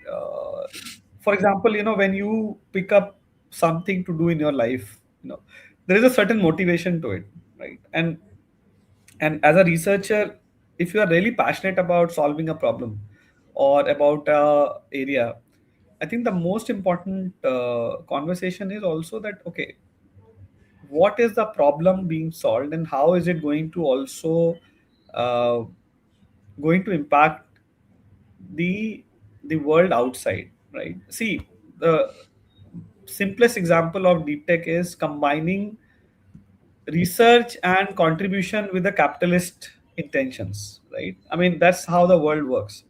If you are solving and creating a technology, how does it really fit in the world where it is solving some real problem and it is generating something out of that, innovation? So I think that is the first one. The second is coming out of academia and thinking about deep tech or a startup. Is the first step is, of course, to set our intention and motivation, okay, why we want to create it. And second is to find what is the problem that we are trying to solve in a more practical manner, right? So there are two aspects to research. One is science risk and one is technology risk. When there is that you have we have passed the hurdle of science risk, and the risk is on technology, right? Okay, so let's say I'm developing a new battery chemistry, right? The science risk is not there, that scientifically it will work, right? Scientifically there is no problem that it will have, it is defying any laws of physics or anything. And if it is so, then the technology risk is about developing the technology to a level which is market ready, right? Mhm. And that is the point that you can think of, that okay, now we have passed the hurdle of science risk, now it's a technology risk and we have some idea of what is it that we want to build. Then that's the right time to think about building a venture, right? Mhm. So that's a very, very high level, of course, conversation around when to do and how to do it. Yeah, I'm happy to extend this Yeah, if yeah. anyone. Yeah, then let's further. me say let's pick a even a smaller target audience. Let's say a PhD student at the end of their studies. So now they have done research for 4 5 years, and now let's say some very enterprising students want, they have the capability, but uh, we want them supposed to come to start their ventures. So what should be their strategy, like 101, what, how should their mind work, incubators, fundraising, like steps, 1 2 3 steps, what could they do? I think there is no, first of all, it's a lot of, so first is to convert research into market conversation, right? If you have no clue what to do and how to really go forward, think about the industries which your research is going to impact. Talk to at least 50 people or 100 people if you can, Mhm. on what problem they are trying to solve in the real world and how your research is going to impact that, right? So that's a one step one, is to validate whether the research is actually has a market potential or not, right? So if the research is not something that you believe that no, there is no one which is going to be using this, then of course look at the adjacent areas. Not saying that don't do it. It Mm. is something that, okay, on the adjacencies of your research topic, what can be built, right? The building of technology, building of a venture, you have to get out of academia mindset, right? You have to be open to criticism, you have to be open to learning something which is very normal for you. For example, you will say, oh, this problem is very simple, but business problems could be very simple technologically or otherwise, but nobody has solved it, right? So be open to those conversations. So that is second. Third is to learn about business, uh, and not go in that frame of mind that, okay, I'm a PhD, I don't know business. I think everybody has ability to look at business in a very simplest manner, um, in a manner that, okay, business, one of the biggest hurdle I have seen in the mindset is, I'm a researcher, I don't know how to do business, right? And if you have that mindset, it's going to be hard and even harder journey for you. It is important to build that mindset. There are books, there are resources. At least have that openness to learn. You can be expert in your topic, but you need to have understanding of how the world works in the business world, Mm. and that's a first step, right? If you can find a good co-founder who has a little bit of marketing sense. If you're a very introvert person and you feel that, I need Mm. somebody who has good connections, so always also look at deep tech. Statistically speaking, it's not that you can't do it alone, but statistically Mm. speaking, it is always to have a co-founders, one or two, depending on what your business is. So you can also look for co-founders where you align, and it could be your friend, it could be your people who are coming from a different areas, who can help you set up the business, who can take the business lead, you can still take the technical lead. Understanding Mm. strength and weakness is very important in building this organization, right? So that is something I would say as a 101 for that. The Again, if you are still underconfident, maybe give 1 year, go and work with a startup, in a deep tech startup as an intern, or just as a researcher. Understand the culture, understand how those companies are being built, what are those challenges, and that's a perfectly okay thing, right? I mean, of course, now the grant ecosystem is really good in India. You can always get grants to get started with. Incubation is kind of coming in. So there is mentors, there are people who you can learn from, but it is something that it should give a joy, it should not become a pressure. I think that's something Mm. that very very important, that if you are taking doing this as a pressure, you will not Mm. enjoy this, right? It's like running a marathon, and you don't want to run this marathon, and then you crib about that, oh, why did I sign up for this? Then Mm. you're not enjoying that journey, right? I mean, who's asked you to sign for Airtel marathon when you had no endurance to go through it, right? So I think that's like a very simple way to look at it, right? Hmm. Let's take some audience questions. I think some questions are there. Actually, quite many are there. Uh, let's see. This is a very good question because I see it a lot. Lot of people ask this question and in different formats. So, do you have any word on this? If we develop, so because this is what a student is worried about. This is what even professor is worried about. The if I invent and university owns it, then what happens. So, what should be the case, and is it a problem at all? What do you think? So what's the question? If we invent, If we develop an idea with a faculty member, how is the ownership or royalty shared? okay, okay. So see, first of all, when the idea is developed, um, one thing that we become very very possessive of is that it's my baby, and my baby is very beautiful, right? Not looking at its shortcomings and its potential, right? So that's fun. Be real. Is it really something that idea has been developed and you are only paranoid just because you have developed it, right? So that's first step. That be because it's also very very much about execution of the idea, not only about the idea. So that's one. Now coming back to the question that how to really address this in any agreement. If you look at the good ecosystems like IIT Madras, IITs, and good ecosystems which there has been academic startups. The model has been very simple, that the university will own the IP and they will get some royalty at some point in time when the business gets successful, or they can stake a ownership on the business and then they basically exit and kind of things, right? So that's one. That first thing is about clarity. Is that okay? Are you really going to do the startup, or is just you are only worried because and nobody is actually going to take it forward? Sometimes we have this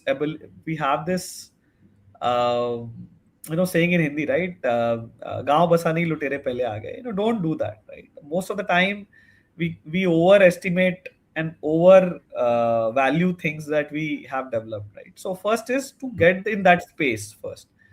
Second is to have a clarity on the document. Okay, if you are developing with faculty members from the day one, have a vision clear.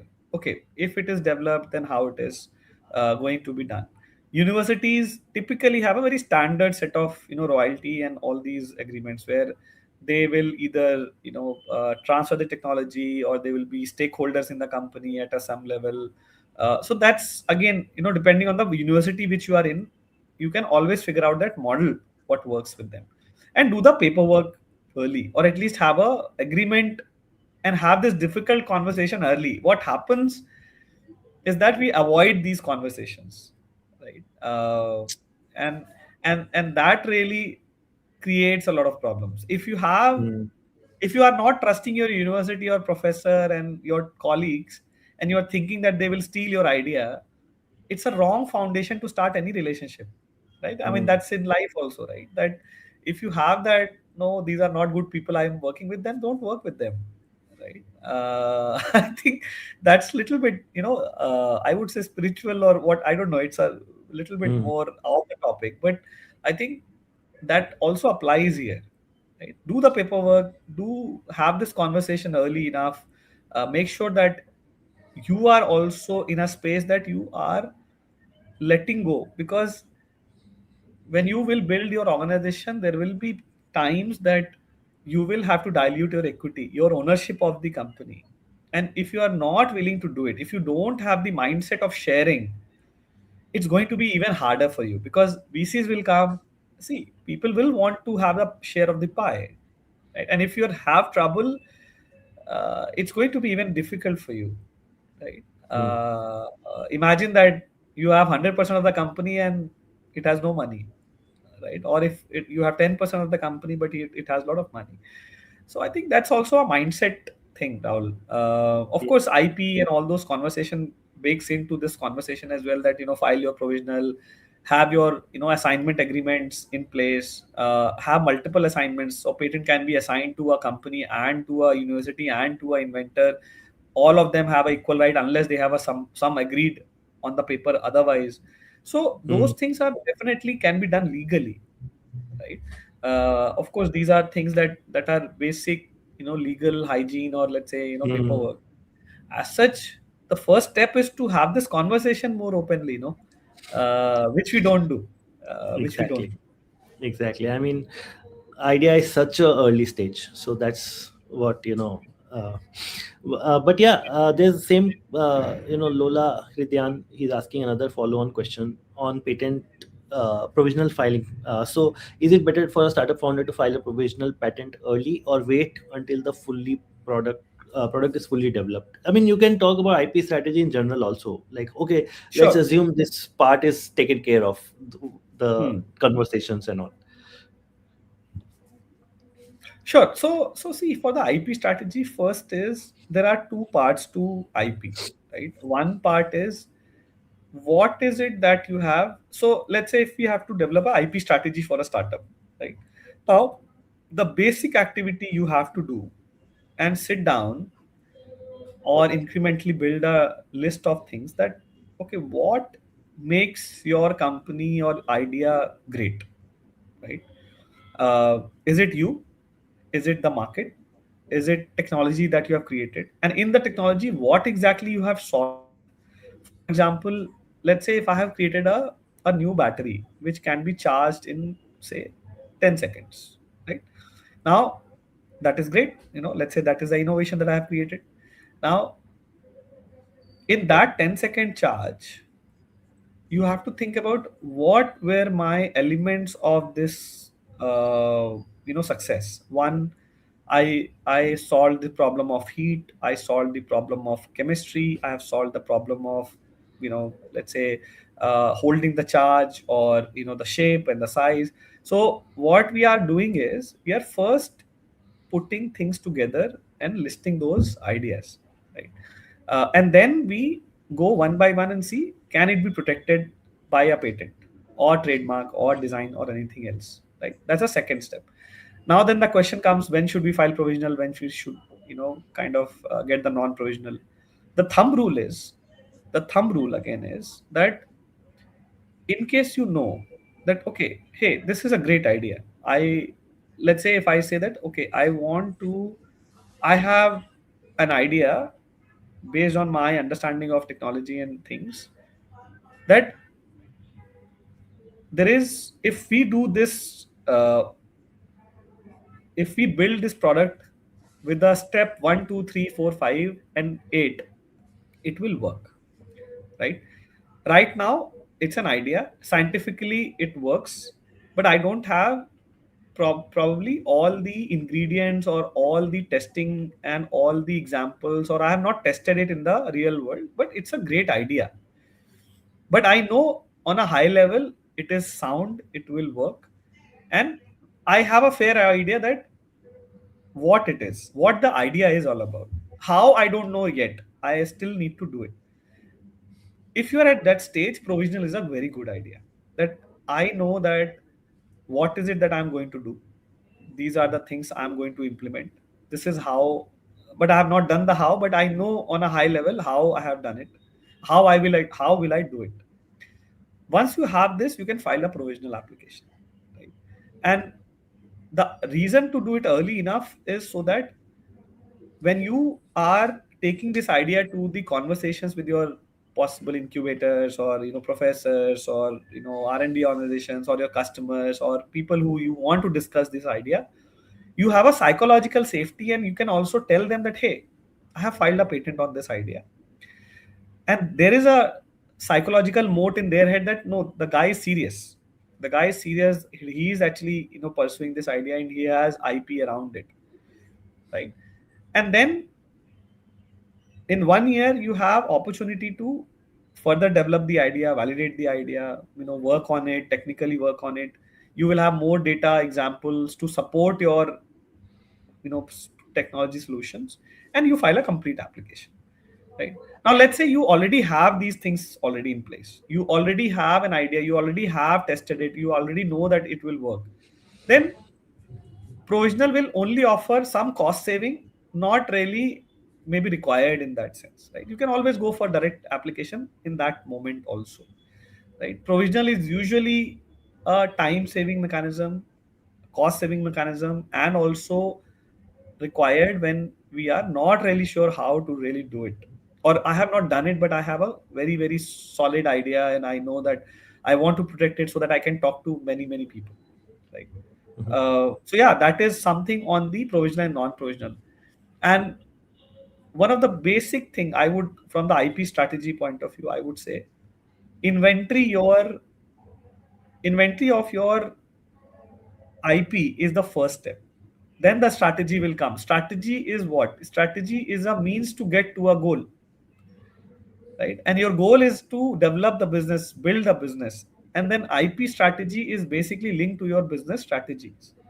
So important is list your IPs, list and have a clarity of your business goals. And then with those inventories of your IP, you can build a strategy to align it with your business strategy. Right? Is it making sense? Rahul, and happy to build on it Yeah, if in case you want to pick up something specific in this. yeah. I mean, break down everything into first principles, and that's what you arrive at. That Yeah.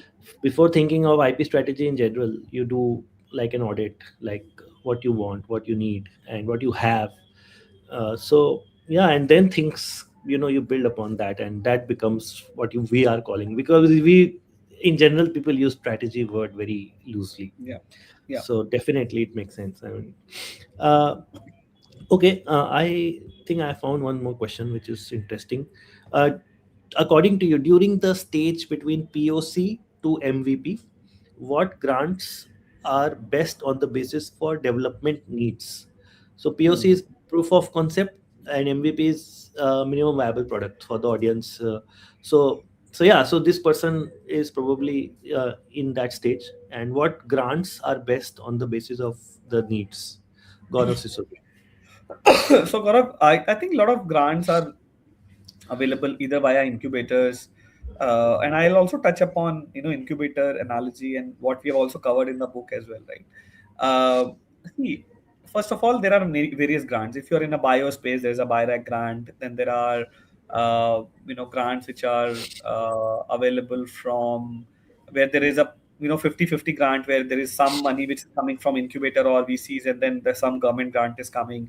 There's a very big grant which is coming in called as RDI fund, which is still under deployment, and government is actually putting that budget 1 lakh crore that was announced is now getting into that shape, right? But I think grants is very much depending on what technology you are building. Like for bio, there is a BIRAC. Then there is, for in electronics, there is a METI grants. For a lot of other grants, then there are even some corporates have grant ecosystems as well when you are developing, depending on what technology you are developing. So it's a little bit broader question, to be fair, Rahul, that what grants, because there's a list of grants. There are a lot of companies who websites and resources which list these things. The important thing is to understand that how the grant and what are the attachments to those grants, because while the grants are a great tool for developing a product, but they also come with lot of responsibility, lot of paperwork. As a founder, do you have that bandwidth to do it? That's also something you must consider while picking up these grants, because Mhm. these are very intensive grants where of course, to avoid misuse of these money, there's a lot of compliance attached to it. Please understand those compliances also. What are the limitation of those grants? How much time will it take to get that grant in the bank? What happens that some products just die because of the paperwork and the long gestation of these grants coming to the bank, right? Because it's a process. It's a process which is, yes, it has gone efficient for the, but make sure that before you rely on grants, understand the nuances of requirements, how much time it takes, does it fit in your model, what are the accountabilities, who is the right person to dispense this grant, and all those things, right? And then it will be easier for you to get those grants, right? Because I have seen many grants from various ministries. Now there is a very much pressure on most of the ministries to also have these grants program. I have seen, grants from Ministry of Heavy Industries and all those things, right? But they are working to a certain project problem statements. See, do you fit in those problem statements? What is the process of those things? So then you will be fine. But grant will have its journey and also accountabilities, and incubators are sometimes a good ecosystem for that, right? And for incubators, I always, and I think we have also kind of covered in the book as well, that there are incubator types, right? For example, there is one category called as university based, where you are R&D heavy startup. You need equipments, resources to develop your product, right? Lab access, academic mentorship. Then you can opt for a more university based incubators. Then if you are at a stage that, okay, I need to do pilots, I need to do early stage pilots, there are corporate innovation programs, which aligns, most of good corporates are now specifically have corporate innovation program, like we know, at least in JMR, I know a few people and all those things. Even a lot of traditional companies have corporate innovation programs. That is a good for access to industry and pilot projects, right? Of course, they may lock you in agreements and all those things, but again, something that could be a good. Then there are venture-backed accelerators or incubators, like Sachi is there, TechStarters is there, Vice is there for in case you can get in. It's something that it is ready to commercialize. You just need growth and mentorship. You just want to go out and do the market stuff. And then there are government grants. Of course, it is non-dilutive, but again, as I said, it's a slow approval and rigid spending restrictions. Grants will come with a very rigid spending restrictions, that may also slow you down. So understand before you raise grants. And there are various grants agencies. You can always research. I don't know which industry you are from, but in bio there is a separate grant. Then there is electronics. There is a lot of grants. STPI in the software space, they have grant structures like Summers program and all those things. Again, understanding and going to right people is a key. Like in the market, you need to know who is your customer, and same for your fundraise journey. Who is the VC who is interested, who works in this space, who has capabilities, who has network, which grants work for you. So that's also build you to be more specific. It's always, in the startup, is start with the niche. If you don't have resources to do mass, and since Yeah. we are talking about deep tech, right? So yeah. Yeah. Yeah. So in deep tech, I'll ask a question because I don't see a good question. I mean, there are some questions a bit general. But yeah, we have still 10 minutes of Govin's time. So audience, I would tell you to please use it. Okay. It's not every day you will get 10 minutes of his time. So one question I have is, suppose there's deep tech investor, a VC, where do they scout for potential good startups? Is it incubators or is it somewhere outside incubators? Do you have any like idea about it, or say how you would you say if you were to find one or two good startup as an angel investor, what would where would you look for? Sure. See, I think first principle of getting noticed and getting in the list of investors is to show up. Is to show up in as many people as you can, and as many events as you can. Of course, relevant ones, where you know that it is going to be a deep tech and all those things, right? So first is, typically VCs hang around, university incubators. There are a lot of events which happens, and that's where they get interested in. Also, depending on the problem they are solving, right? See, it's like the analogy that I always give is that if you have to find, like for example, let's say, hey, um, I want to identify people who have money, right?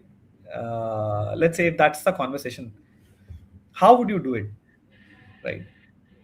The way you would do it is, of course, to define what kind of people, what kind of things that they are doing, right? For example, let's say that person plays golf, right? So what do?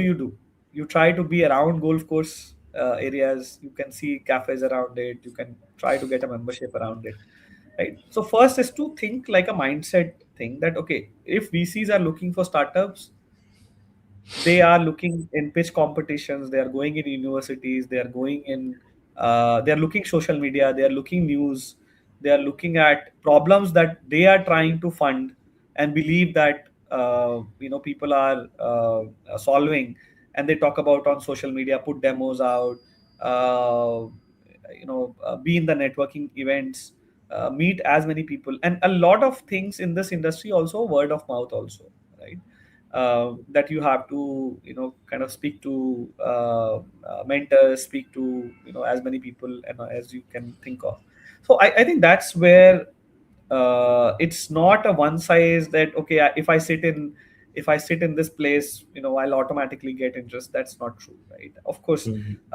if you are sitting in some of the good incubators, they automatically have ecosystems where they will put you in pitch competitions and in front of investors.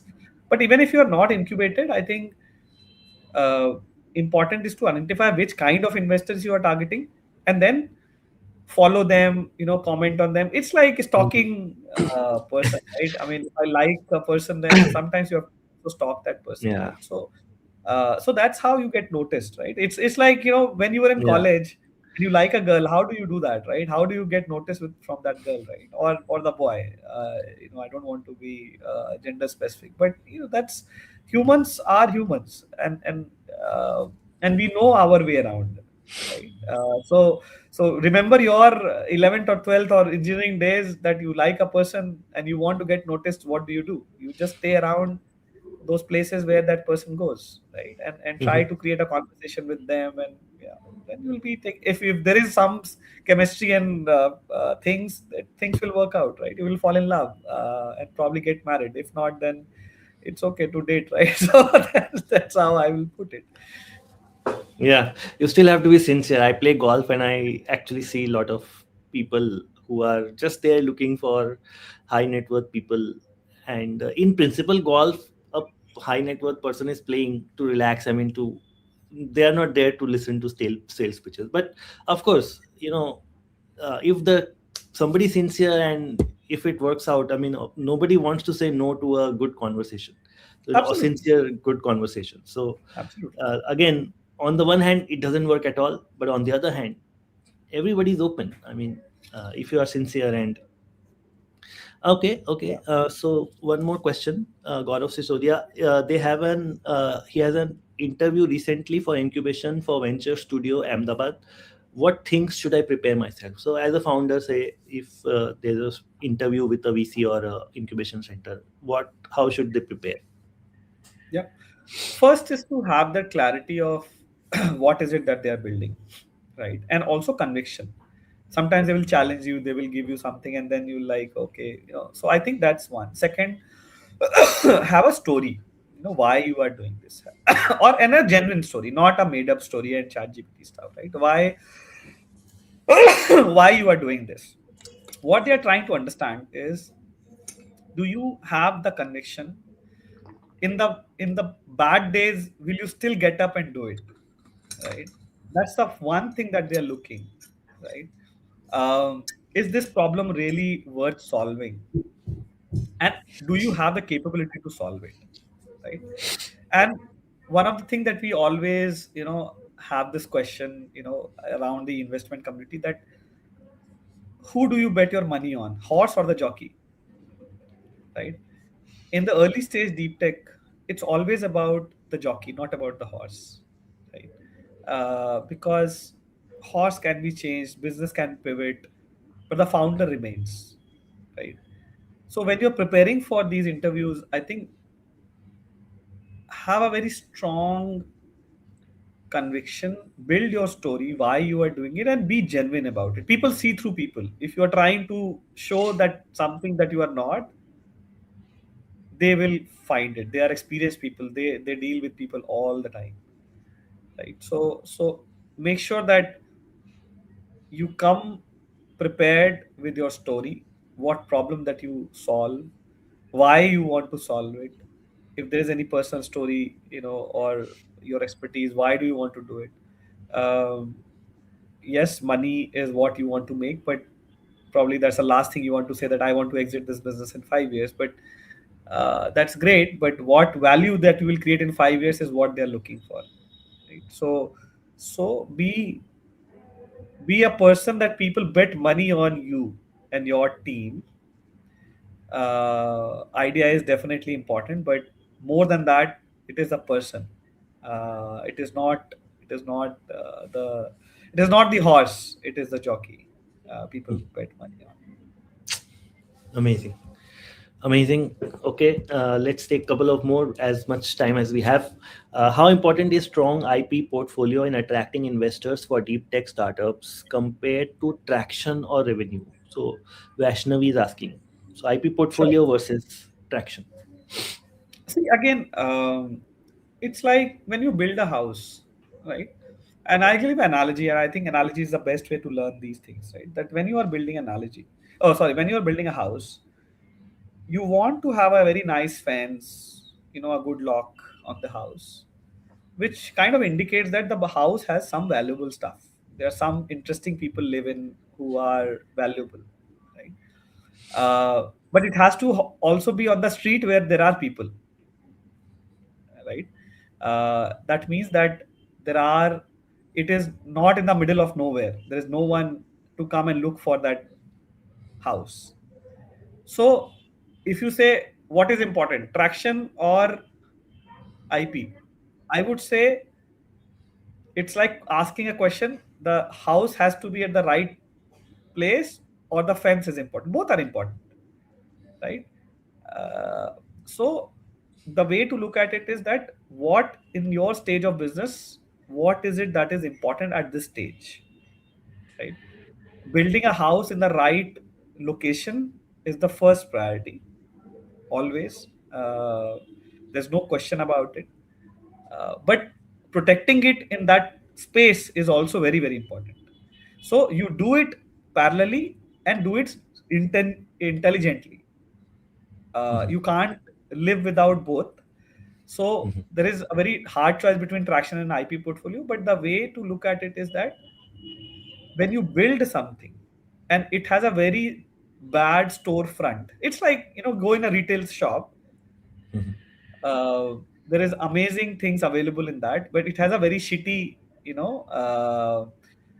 storefront, no protection, no guards, and you want to invest in that business. Would you do it? mhm. Right? Probably not.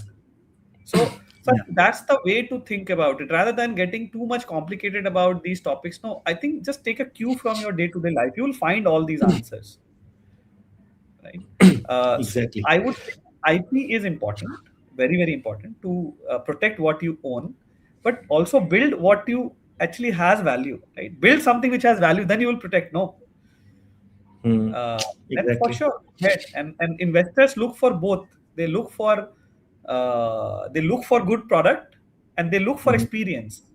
When you go out in a hotel, you look for a great hotel, and you also look for, protection and safety and security, but you also look for experience, right? It is yeah. how it is. This is It how is how it we is. work. Yeah, I remember Jack Welch, CEO of General Electric. He made it a culture that no, we want both. People are always like, either you'll get quality or either you'll get speed. He's like, no, no, we need both. It's like only that's how you do innovation, and that's how you build something. So Yeah. really amazing. We need both. I mean, why is it even a question, this or that? Yeah. Okay, Sunid Mantri, he's asking, I have registered as a trademark attorney. How do I start my career with startups? Please let me know any platform to pitch with the startups. Okay, As so a I think trademark he attorney. wants to, yeah, I think he wants to help startups to trademark probably. So probably he has his own consulting. He wants to either build or has his own consulting, and he wants to help startups. Or where, please let me know any platform to pitch with the startups to the startups. See, again, service business is always about relationship, right? I mean, any service for that matter, right? And I think it's important to kind of identify, and I think take the same analogy, right? That if you want to find out people who you want to talk to, see where they hang out, what they do, can you help them, what is the value that you can create. There is no one platform that I can say, hey, just go and do it, because running a business myself, I can tell you there is no single business, there is no single platform where you find everything. It is about meeting people, going and building the network of, and then the word of mouth, and then maybe doing some marketing and stuff will help, of course. With patent office coming very heavily on internet marketing, on trademarks and stuff, is also making it not so easy. But I think I would say go and meet as many people as you can. If you want to start doing some things, meet at least 100 founders. I'm sure you will find business, right? But make a target of meeting 100 people, right? So go ahead and do it, and then you will find your way, right? So I think that would be my answer to that question. Yeah. Yeah, thank you, Govin. I think that we should end it, even though one more question is there, because we have to I can respect. take Yeah. one last question, and then we can Okay. yeah. Okay. Let's say Gaurav Sisodia. So, if grants may slow you down, what would be the most suitable way to bring funding without diluting equity? And if there is dilution of equity, at first, how much should I give? See, again, it's a very contextual and very the most easy answer for me is to say it depends. Yeah. I don't know what kind of business it is, but see, if it is a very capital intensive, R&D focused business and technology, then dilution, of course, will happen, right? Grants will slow you down, but it also will keep you awake. It will also keep you alive.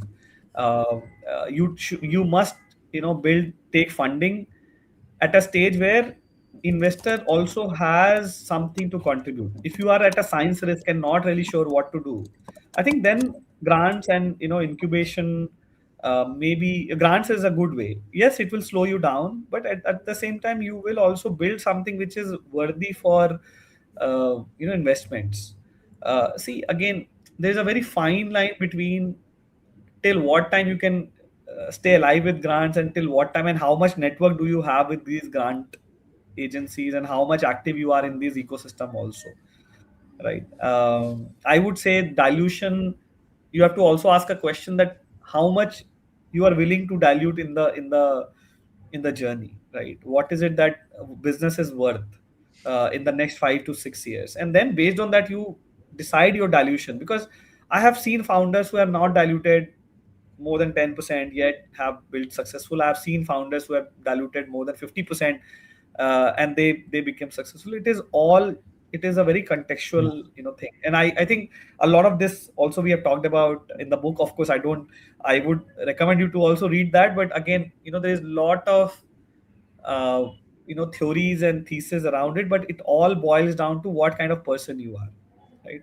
And maybe incubation is a good start, depending on what technology and what is it that you are building. Find a right incubator for yourself. That could be a good start. Yes, you have to dilute a little bit, but yeah, incubation is a good way to start in that ways. And also remember that incubator is like a greenhouse. If you stay too long in a greenhouse, a plant will never grow in greenhouse, right? In a big the trees do not grow in greenhouse. Only saplings grow to a little bit, like they can survive in the harsh environment of the world, right? Some people choose to stay in incubator for a long time, and they never get to a stage of a tree or big plant, right? Because Yeah. you are in a test in a very controlled environment, right? Controlled environment are good to a certain point, like our life, right? If we stay always under the shadow of our parents, you will not be able to maybe fulfill your Mhm. potential, right? You have to sometime get out of that shadow and say that, okay, Mhm. let me do the hard things, let me learn my lessons, and see the world, right? And that's how incubator also works. So I'm not saying that incubation is the only solution, but if you are small, if you know that you need survival just find a good incubator and get started, right? I mean, it depend again. I've shared all those things, when to Mhm. what, but that would be my answer. Yeah. And sometimes you know the answer and see what works for you, right? So yeah. Wonderful to have you, Govind. Folks, I have written the LinkedIn link. Please follow Govind Kedia. He is writing on LinkedIn on deep tech, startups, fundraising. So please follow him on LinkedIn. And thank you so much, Govind, for your time. Really appreciate it. And I hope I wish you good luck with the success of the book. And Thank you. we'll be in touch. Thank you so Yeah, much. yeah, for sure. No, thanks, and looking forward. And yeah, thank you, Rahul, for having me. Bye bye. Thank you so much. All right, thank you. I am not getting any breaks. I wanted to show you some videos, but we already have Nivetha Ramesh from Qualcomm. That is why we cannot take a break.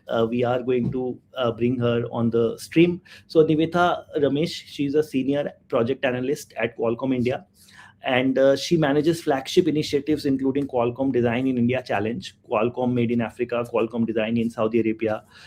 So she is going to tell you about the ecosystem benefits that you can avail from Qualcomm, all the ways Qualcomm is promoting startups and IP generation. So with this, I would like to welcome Nivetha Ramesh from Qualcomm. Nivetha, welcome to the stream, and the session is yours. I am around if you want me. Yeah, hi Rahul. Thank you so much.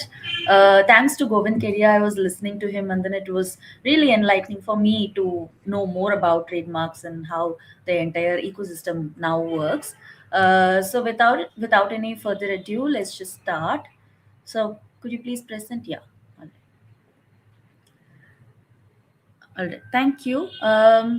So I would be taking almost like 15 to 20 minutes of your time today, and a warm welcome to everybody. I'm Nivetha Ramesh from Qualcomm. I'm a senior project analyst. I'm just going to share a few things what in Qualcomm we do for the global ecosystem, and we do have programs all over the world, and I do take care of the programs in India, Middle East, and Africa. So I just want to give you a bit of background about Qualcomm and how we come from. So the company was actually started in 1985 by Dr. Irvin Jacobs, Andrew Witterby, who are very famous for their own algorithms and their technology way ahead of their time, specifically on the CDMA in which Qualcomm pioneered in 1985. So that is when group of professors, in college, when they were doing their research, they came in together and then they formed this company. And R&D is in our DNA without any doubt. Every person who comes and work with Qualcomm, the innovation is always there. So that is why we feel that everybody should hold this innovation factor in their mind, in their heart, and we have promoted in many ways. In India, the Qualcomm was established in 1996, and we have bases in Bangalore, Hyderabad, Chennai, which is our hardware and software design base, and we have recently launched in Noida also, and we have commercial bases in New Delhi and Mumbai. So we have 19,000 plus employees in these six locations, and worldwide we are a company of 49,000 plus employees. So that's about Qualcomm, just in the background, and taking you through the history of what we did from 1980s till date. It all started from CDMA technology, right? Like how I told you. So from then till today, we have pivoted to many more innovative technologies, including next gen wireless, AI, Gen AI, and everything. But it all started in 1G, which is a CDMA technology. Then we pioneered in 3G, 4G, 5G, all along the years. And we do have now our technology base in auto, in XR, and also in compute. So we have pivoted a lot during these years, making sure the innovation stays in place throughout our company's DNA, and we made sure we deliver for tomorrow's technology emergence that is happening today in Qualcomm's office. Right now we speak. Uh, and as I told you about the R&D, we have cumulatively invested 105 plus billion dollars in investment over these years. And us being a key innovator, patents are of course important for us. So right now we have over 200,000 plus patents worldwide, which is we are very proud of, and that is why we want to share this type of innovation with everybody and inculcate the passion for protecting their innovation. Because you can develop how much ever that you want, or you can invent you want, but you want to protect at the end of the day, and make sure that your protection stays within you, and you can choose how to monetize it, and how you can also give it to other companies and other future generation, how they can develop on top of your technology. So that is also one of the key things what we do here in Qualcomm. When coming back to India, I want to focus right now on India. It all started back in 2015, when our earlier CEO Paul Jacobs, when he met our Prime Minister PM Modi at that time. So there was a request when Make in India was happening, that from the corporate side of the world there should be some sort of an initiative that should happen here in India to boost the ecosystem, to boost the innovation in here in India itself. So that is when we came up with multiple programs, which I'll be talking in a quite some time, uh, to make sure that we deliver the right thing for Make in India, for Digital India, and also the upcoming the semiconductor wave that has been going on here. So we made sure all of the programs, the ecosystem development, it aligns with what our country visions, so that by 2047, as we are looking forward for a Viksit Bharat, we want to contribute from our end also, and we make sure the innovation inspire the young minds, so that as a country we can develop a lot. So these three are the main key factors what we have been doing here. And I know the slide is a little crowded, but I'll just walk you through this little quickly also. Back in 2015, as when we started this Qualcomm Design in India challenge over here, this is the longest running hardware program in India, which we discontinued in 2023 because we wanted to shift to some other program, and we are going to launch something this year. But then we do have other programs. In all of these programs, whatever that we did here in India, we had incubated and helped 107 startups, along with 750 plus patents have been filed by all of these startups cumulatively.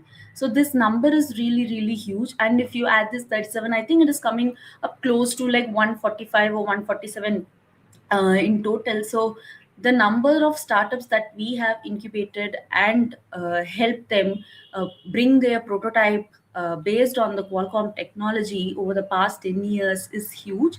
And these startups have also been immensely strong in their own innovation, and they have helped India in lot more ways.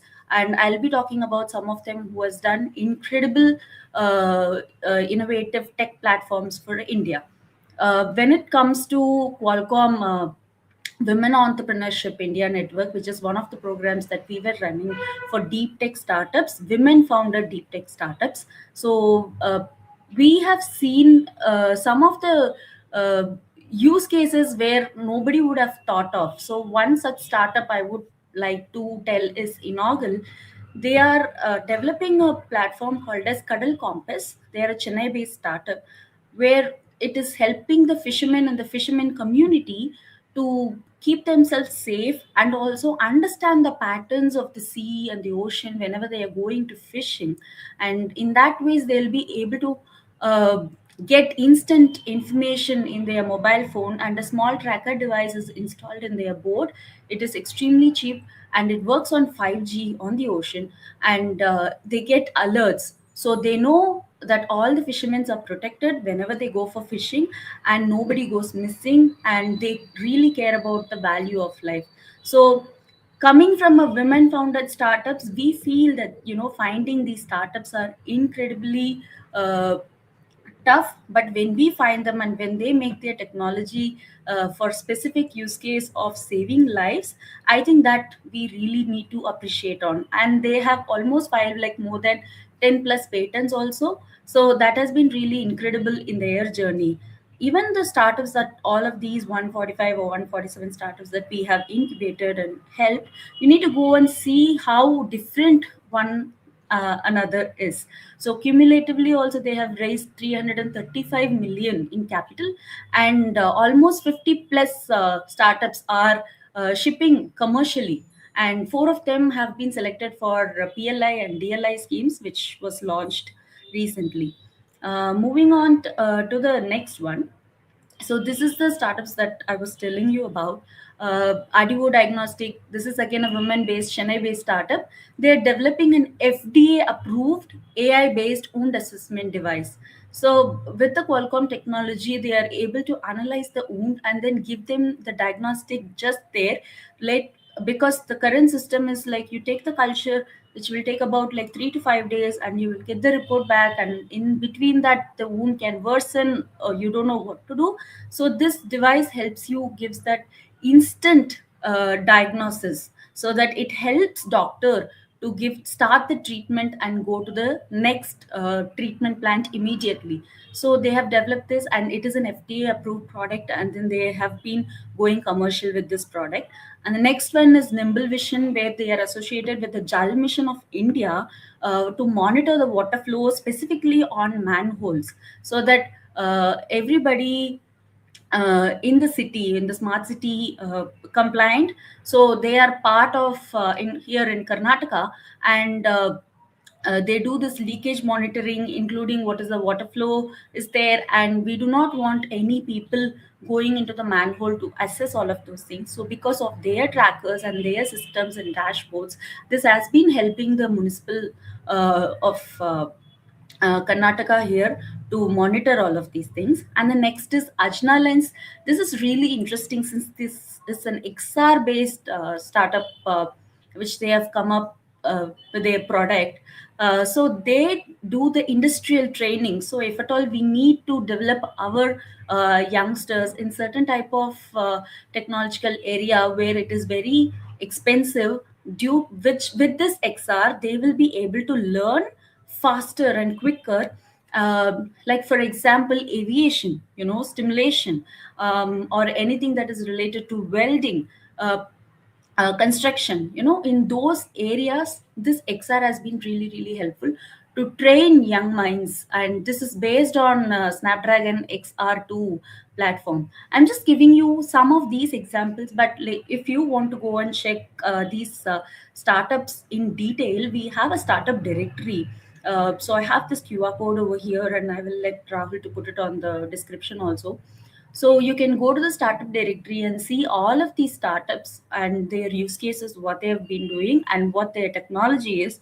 So you will get a fair share of idea where Qualcomm is actually investing their time, not only on money. We do not come from Qualcomm venture side, just our time and our energy to these startups, so that they can develop tomorrow's product, the future product like today, and which will help India reach its goal by 2047.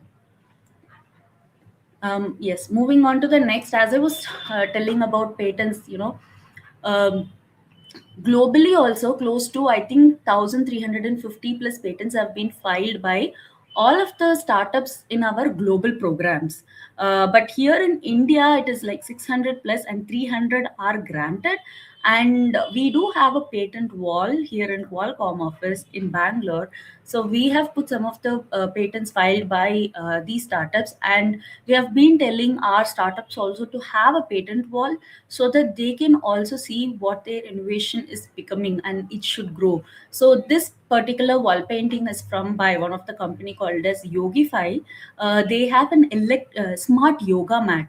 It's very interesting what they have created, and they are also coming up with their own patent and creating these patent walls in their company, so that the innovation also stays in their DNA.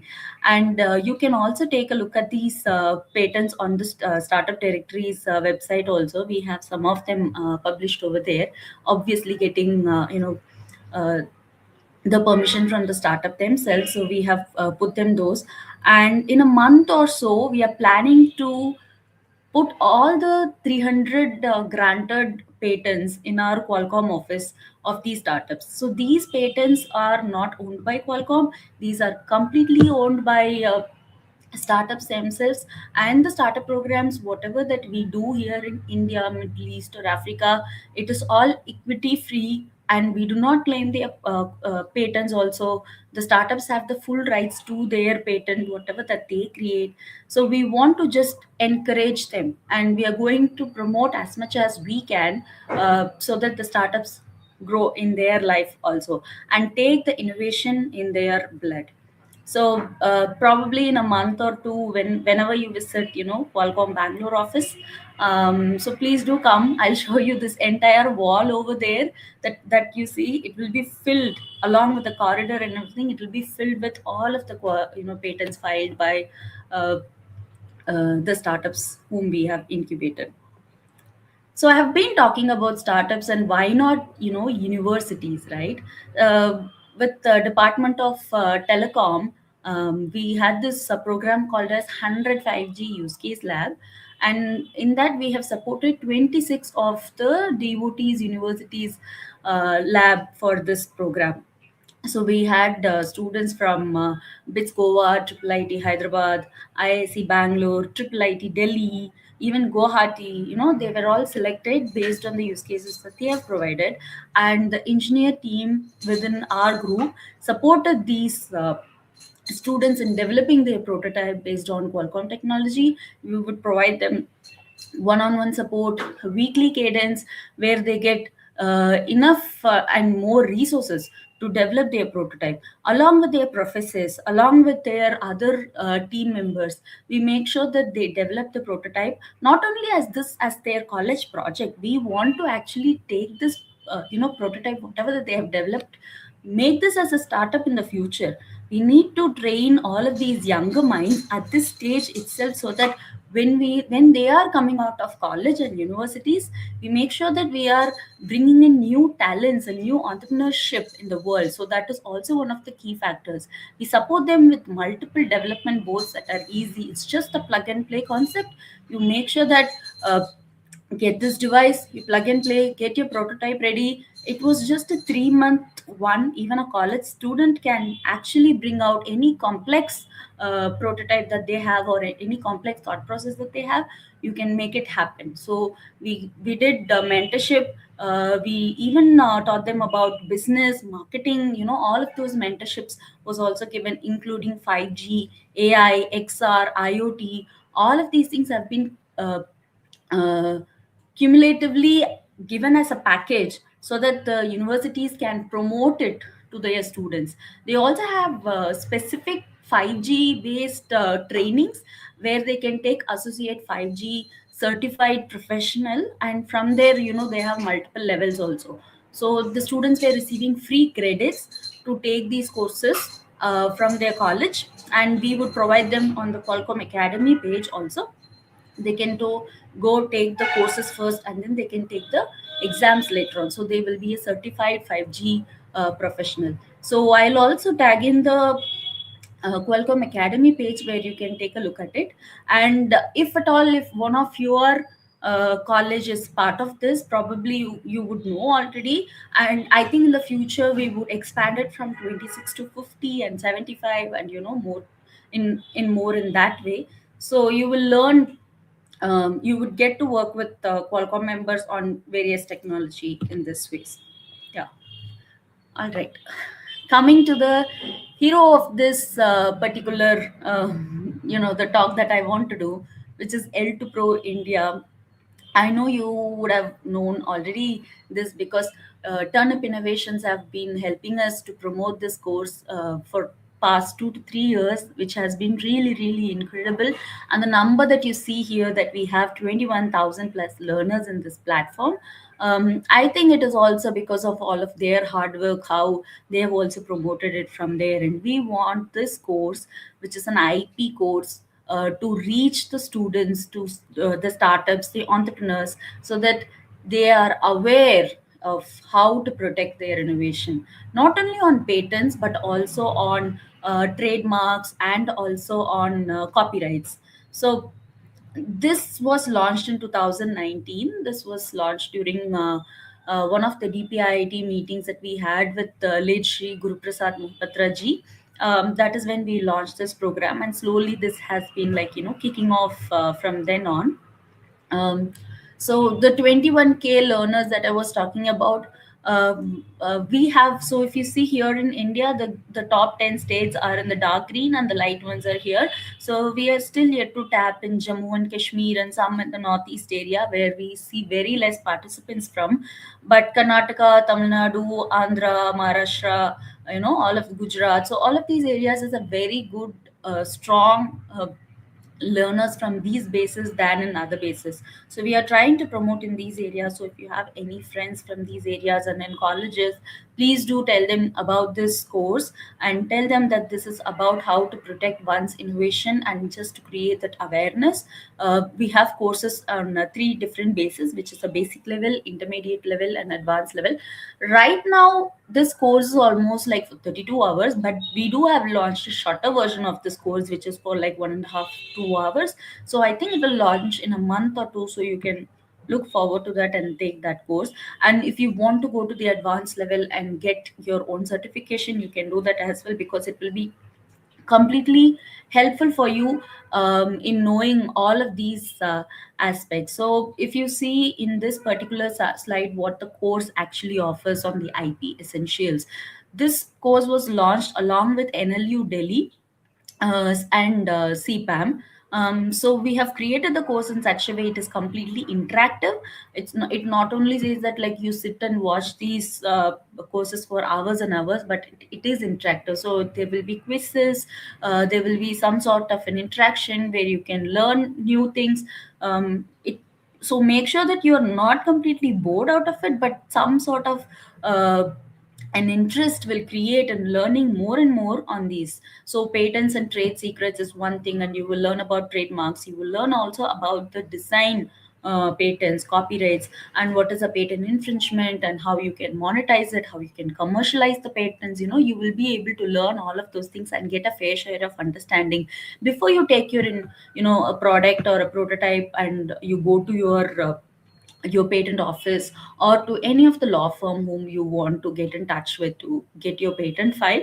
Just take a look at this course once and understand what it is, and know what sort of uh, you know um, a tool or an algorithm that can be protected, how you can file the trademarks, how you can do the registrations, all of those things, and make sure that you are aware of it before you are going into that entire process. Obviously, filing for a provisional patents makes sense in the initial base, but later on, you also need to know, like, okay, fine, I can file this as a provisional now, and later on, we can see how from there it goes. So, the protection angle also should come in once you start innovating something new. When you are starting, even it is on a paper, just think yourself that how this can be protected in the future, how I can protect my innovation, whatever that I am creating, be it students or be it entrepreneurs who are working on their new startup, or even seasoned entrepreneurs, not filing any patents for their company, but then later on missing out on the huge opportunity. That is also a thing which we wanted to promote a lot, so that from India we know that like deep tech startup patent should be more, and we should hold patent writing in all of those things. We do have startups in all of these areas, in quick commerce, as in many unicorns. We want to see deep tech startups also to emerge as unicorns, and who are coming up with uh, their own patent wall, patent protection, so that everything has been what we are doing in all of these years will actually help us in the future. So that is what we want to tell to you, that this course is really important in that way. And and all of these 600 plus patents that our startups have filed, recently we have launched a report along with the CII, Confederation of Indian Industry, back in December 2025 during their annual summit.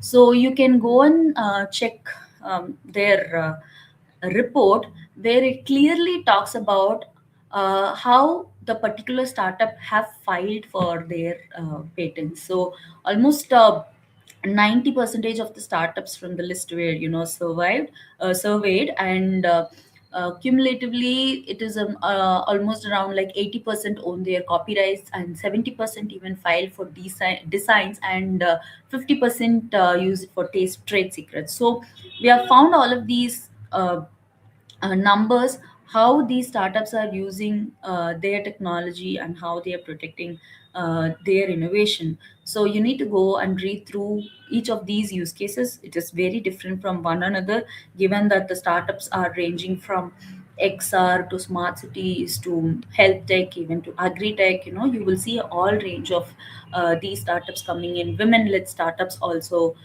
So take a look at this survey, which would be really, really helpful. Right now, we have covered almost like 15 startups in this report, but in the future, we are trying to include more and more to this report and create a huge database out of it. And we know that the startups are doing. So if at all in the future you want to do something, and if you want to refer any case studies, this would be a good place to start with. So you can go and take a look at this also. Yeah.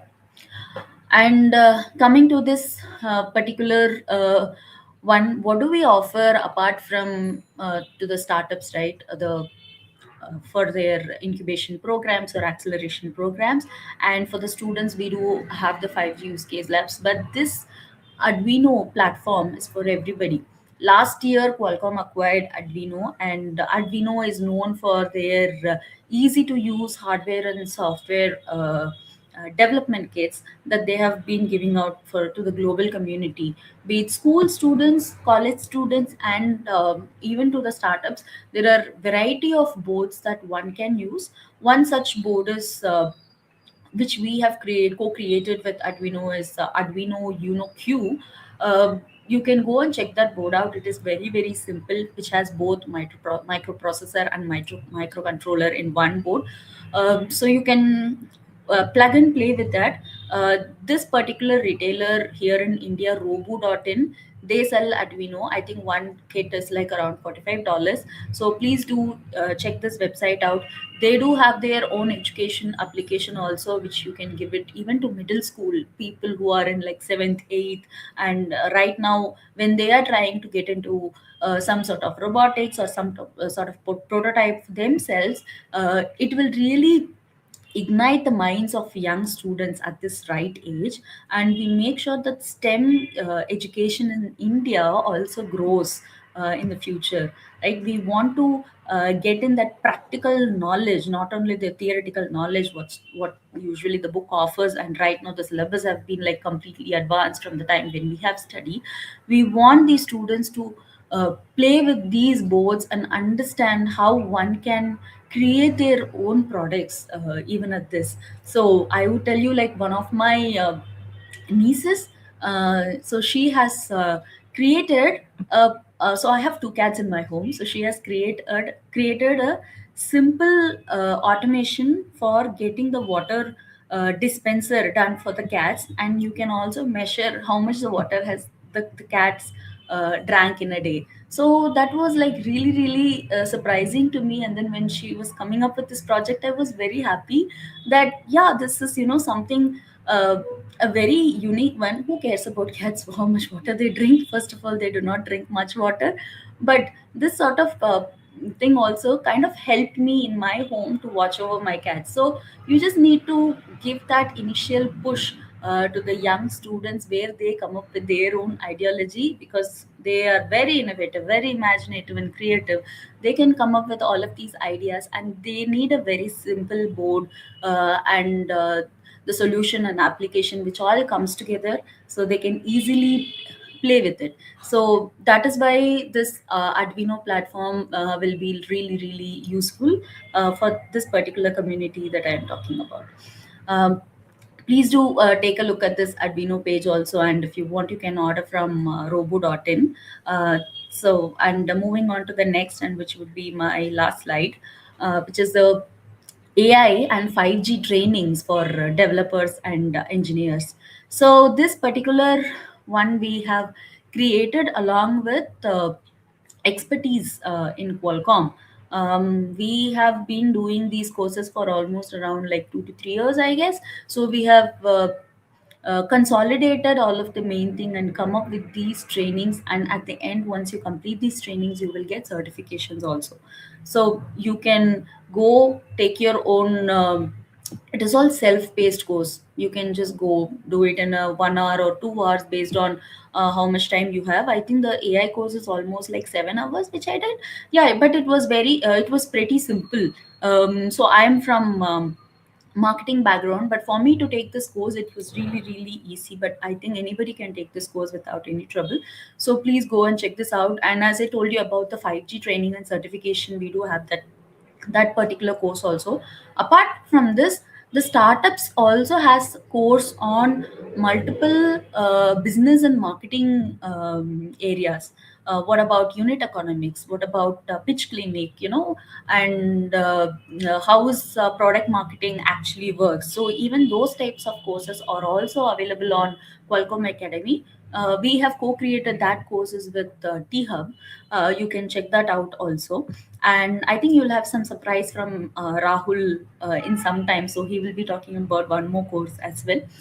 And obviously the IP course and what we want to go. So what we want to give. And you can go and take a look at this Qualcomm Academy. It's all completely free. I think except for 5G certification course, it's all completely free. You can take a look. You can easily take these courses for free.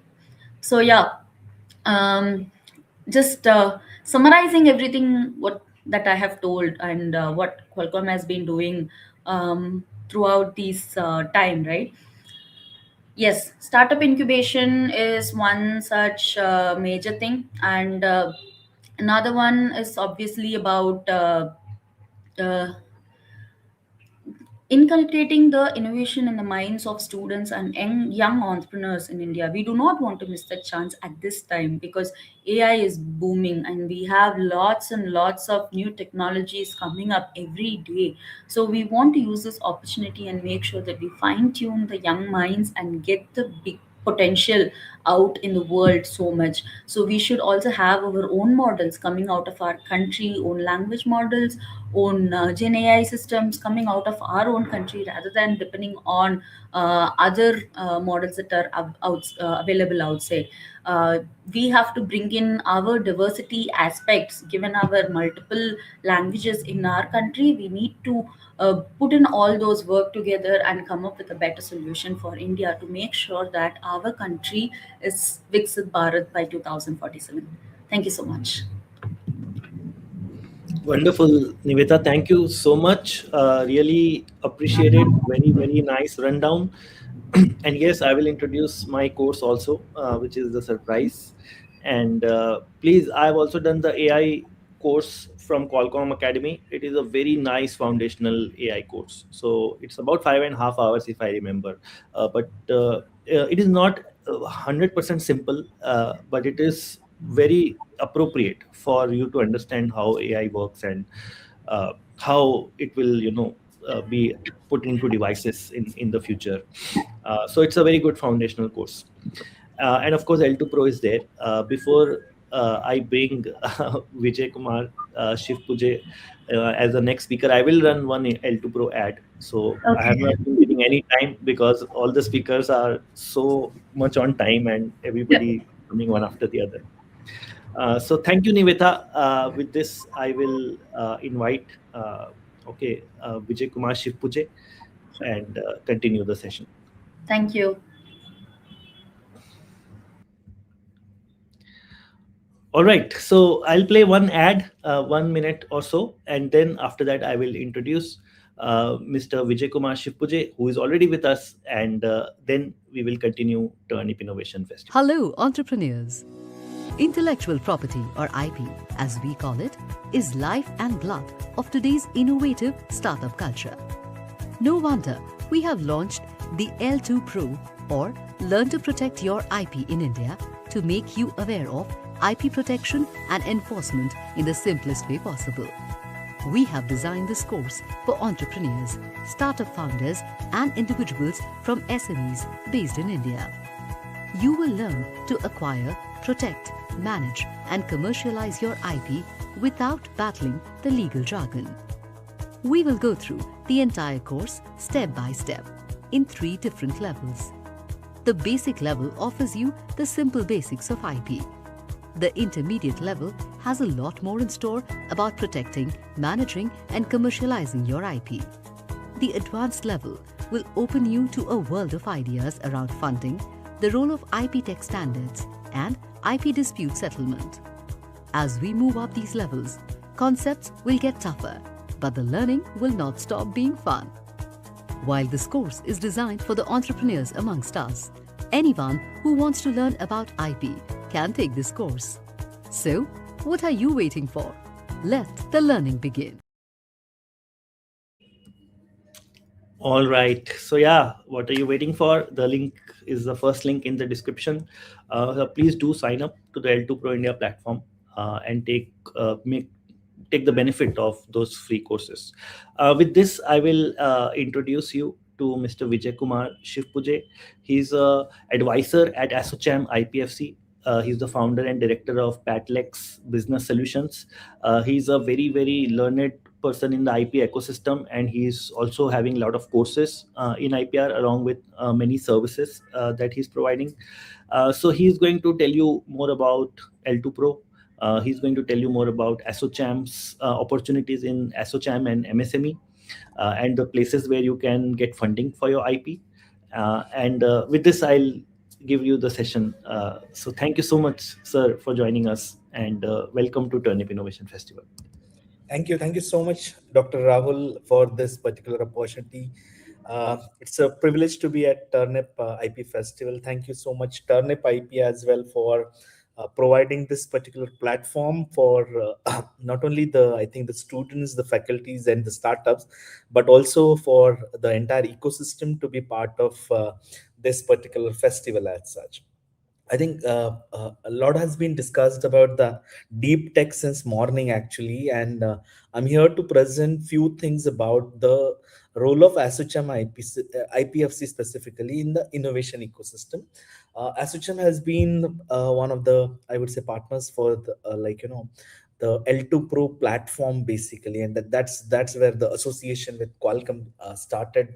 For L2 Pro. Rather, ASSOCHAM has been involved with L2 Pro since its inception in the very first year as such. Let me share my screen and take you through what we have to offer as ASSOCHAM IPFC basically. I'm also going to cover some of the best practices in innovation, IP incubation, and startup ecosystem basically as well. Of course, it's just a 15-20 minute talk wherein I'll discuss about how these things are connected to each other, as well as how ASSOCHAM has been contributing, or ASSOCHAM IPFC specifically have been contributing in terms of the entire IP ecosystem. So basically, ASSOCHAM IP Facilitation Center, which has been supported by the Ministry of MSME, Government of India, has been involved into various activities, ground level activities with respect to advocacy, capacity building, outreach, tech transfer, and handholding to innovators, including the startups and incubation centers. When I say we are doing it at ground level, it means actually we are reaching out to the end users pan India basically, with a lot of I would say offline programs. Actually, I'll discuss few of these which have been run by the ASSOCHAM IPFC. At ASSOCHAM, we have two intellectual property facilitation centers. One is in New Delhi and Bangalore. Second one is Bangalore. It's kind of covering both the southern and the northern India, and but then the mandate is to help out MSMEs as well as startups pan India, and we have been doing it almost since last 5 years with respect to ground level activities. I've got this picture from a recent activity that we did in Ahmedabad, wherein it was about the Bharat GI Mahotsav, which has been run in I would say association with Ministry of MSME. One of the biggest challenges with respect to IP ecosystem has been with respect to commercialization of IP. We think of I would say ideas, innovation, incubation funding, startups, but at the end, what matters is I would say, the commercialization basically. The Bharat GI Mahotsav is a unique platform wherein, the artisans, end users of the GIs are given a some kind of opportunity to sell their product basically. It's like a kind of a exhibition for GI authorized products. And uh, every entire, I would say, funding for this has been provided by Ministry of MSME. All these end users, the artisans, not the traders, are given an opportunity to actually commercialize their product. So the Bharat GI Mahotsav in Ahmedabad was for 4 days, wherein our honorable CGPDTM Professor Dr. Unnat Pandit inaugurated that particular festival basically, or the Bharat GI Mahotsav. This has been our kind of heritage of India, and GI being a part of IP, ASSOCHAM has been intensively involved into similar activities actually. And every year at least one or two the GI Mahotsav have been being conducted by ASSOCHAM. Second, again, I would say one of these ground level activities being done locally, offline, at various universities, which is completely sponsored by Ministry of MSME. In this, covering from basics of IP to IP commercialization, valuations, the various schemes by the ministries basically, or the funding, it covers from your Kapila to the MSME innovative I would say schemes basically, coming down to your location. How ASSOCHAM has been doing this is well, honestly, we're reaching more than 25 states in last 4 or 5 years. These are like 2 to 4 hours workshops basically, which are being done by the experts, wherein the experts are reaching out again to the universities, to the individual institutions, they are tech-based institutions, science colleges. So it is to improve the level innovation ecosystem that we have actually, because the requirement at one place, I can see a lot of students or the faculty joining from a place like Solapur in Maharashtra, let's say. Now the local requirements at that location basically would be very different. They may have access to certain things, but may not have access to the rest of the things basically. So we are trying to customize these programs as per the local conditions. Last 4 years, done more than 500, I would say, kind of programs similar to this, actually, by the both the I would say the ASSOCHAM IPFCs, basically, the Intellectual Property Facilitation Center from Kerala, Tamil Nadu to Himachal Pradesh, from Gujarat to Assam, Tripura. We have been under the banner of ASSOCHAM or ASSOCHAM IPFC. We are reaching to the end users basically. Another wonderful initiative again by the Ministry of MSME is the concept called as National IP Yatra, Intellectual Property Yatra. Again, 2 days events wherein we have a lot of speakers from the innovation incubation ecosystem basically, reaching out at ground levels, and understanding the local requirements, as well as providing them the updates about the entire IP ecosystem we have. I can cite an example. For example, when we reached Ranchi in Jharkhand this year, which was part of 24-25, that point of time, that was, I would say, one of the best support system we got there. And everyone at I would say Ranchi needed to understand what is IP. They were very happy to see that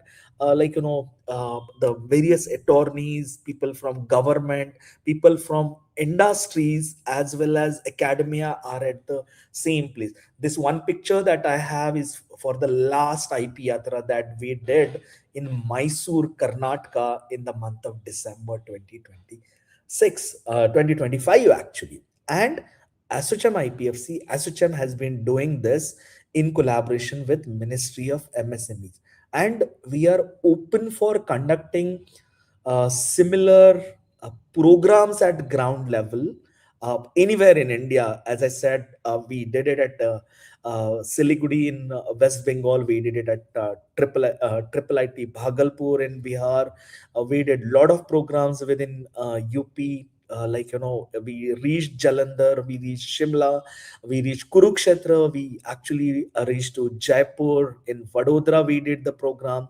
Bhopal, we did the program. We are reaching pan India, you name, and if there is a requirement, just drop an email and probably we'll have to work it out when and how actually, and what is that program that suits the requirement there. So for example, if you have a good ecosystem, or therein we may have depending on the numbers actually, in terms of the educational institutions, the startup, the incubation centers, we can have the 2 days national IP Yatra. If not, if it's a very small place, we have reached to the tehsil place with respect to these programs, which were the MSM, IP awareness program, basically for MSME and startups, which are 2 to 4 hours programs actually. Lot has been discussed about L2 Pro. Actually, I think I'll skip because these are the slides which Niveta had, and this is the certification for L2 Pro. ASSOCHAM IPFC has been involved into promoting L2 Pro as well. We also did a couple of, again, the offline programs. One in one was done in Mumbai actually, with one of the universities, the offline program actually, and the other one was in the Raipur, Chhattisgarh last year as such. So we are so ASSOCHAM IPFC or ASSOCHAM's role has been to help the entire ecosystem basically. And I have been working as an advisor, again working from a very small town in Maharashtra, but then trying to help the entire ecosystems basically to get benefited. I'm gonna discuss about this MSME innovative scheme, which has been a flagship scheme by the Ministry of MSME for the innovation. So it has specifically 3 components. Even the HIs or the HEIs, what we call higher educational institutions, they also get benefited through this specific scheme as such. You have to onboard yourself as a HEI, and then you have some continuous kind of funding coming from the Ministry of MSME basically. See, IP doesn't work in isolation. What is required is the incubation component, the design component, or the IP component. Gone are the days when IP was in isolation. When I started my career 20 years back, that point of time patent was IP. But today when we think of IP, it's an entire ecosystem. The kind of presentation we had by Niveta, a few minutes back, basically, it speaks of the entire ecosystem joined together and giving you, I would say, the kind of benefits at the end of the day, be it the research, be it the incubation, be it the technology, be it deep tech, any kind of technology basically. And IP cannot be in isolation basically. At the end, from the ideation to commercialization, everything is linked basically. And this is one of those wonderful schemes wherein any MSME or individual can reach the HEIs basically. There are funds in MSME Innovative. There are multiple schemes wherein there are fundings. These are complete grants. There is no requirement of diluting your equity actually, or any kind of, it's not a debt basically. So these are grants basically. Depending on the tech, depending on the technology or the requirement actually, uh, you can have benefits of only incubation, let's say, or only design, or only IP, any combo basically, maybe all three, any two, depending on your requirement, you can get benefited basically. So you have I have just included two of these components of the scheme basically, wherein one of these is technology related expenses like machine uses,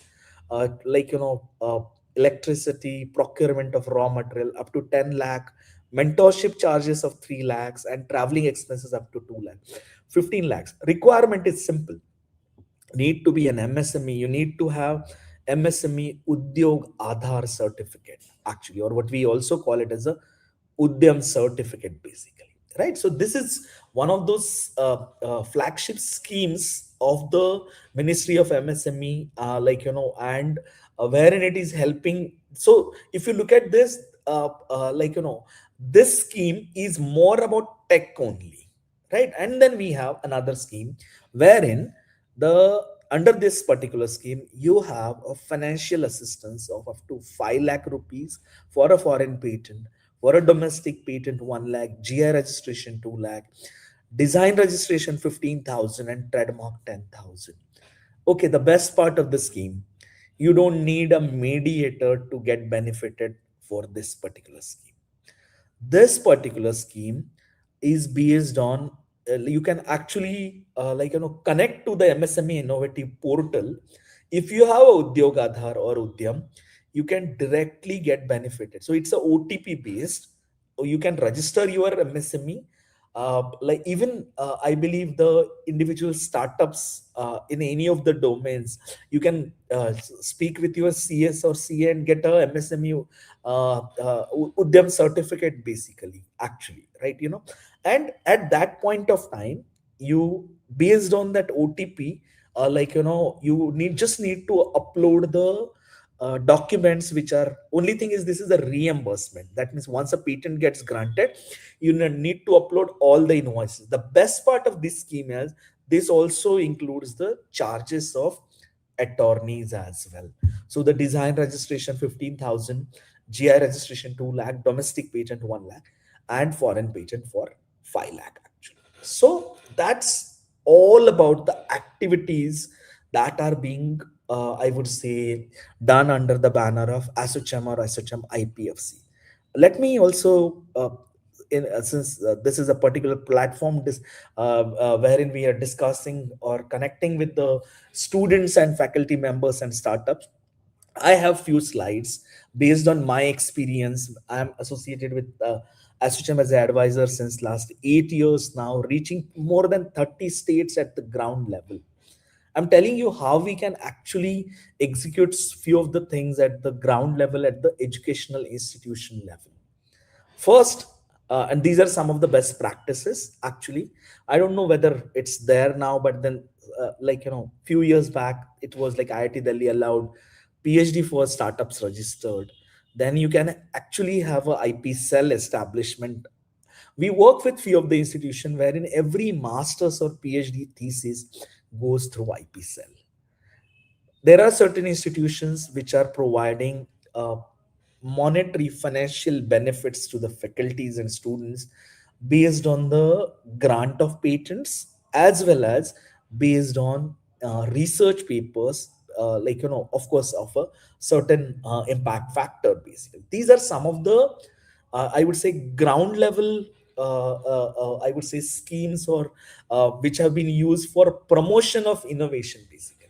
Now, idea generation, again, a fundamental. I have got couple of things which every one of you for sure would like, actually, these ideas. We have the complaint boxes at our institution or at our setups, basically.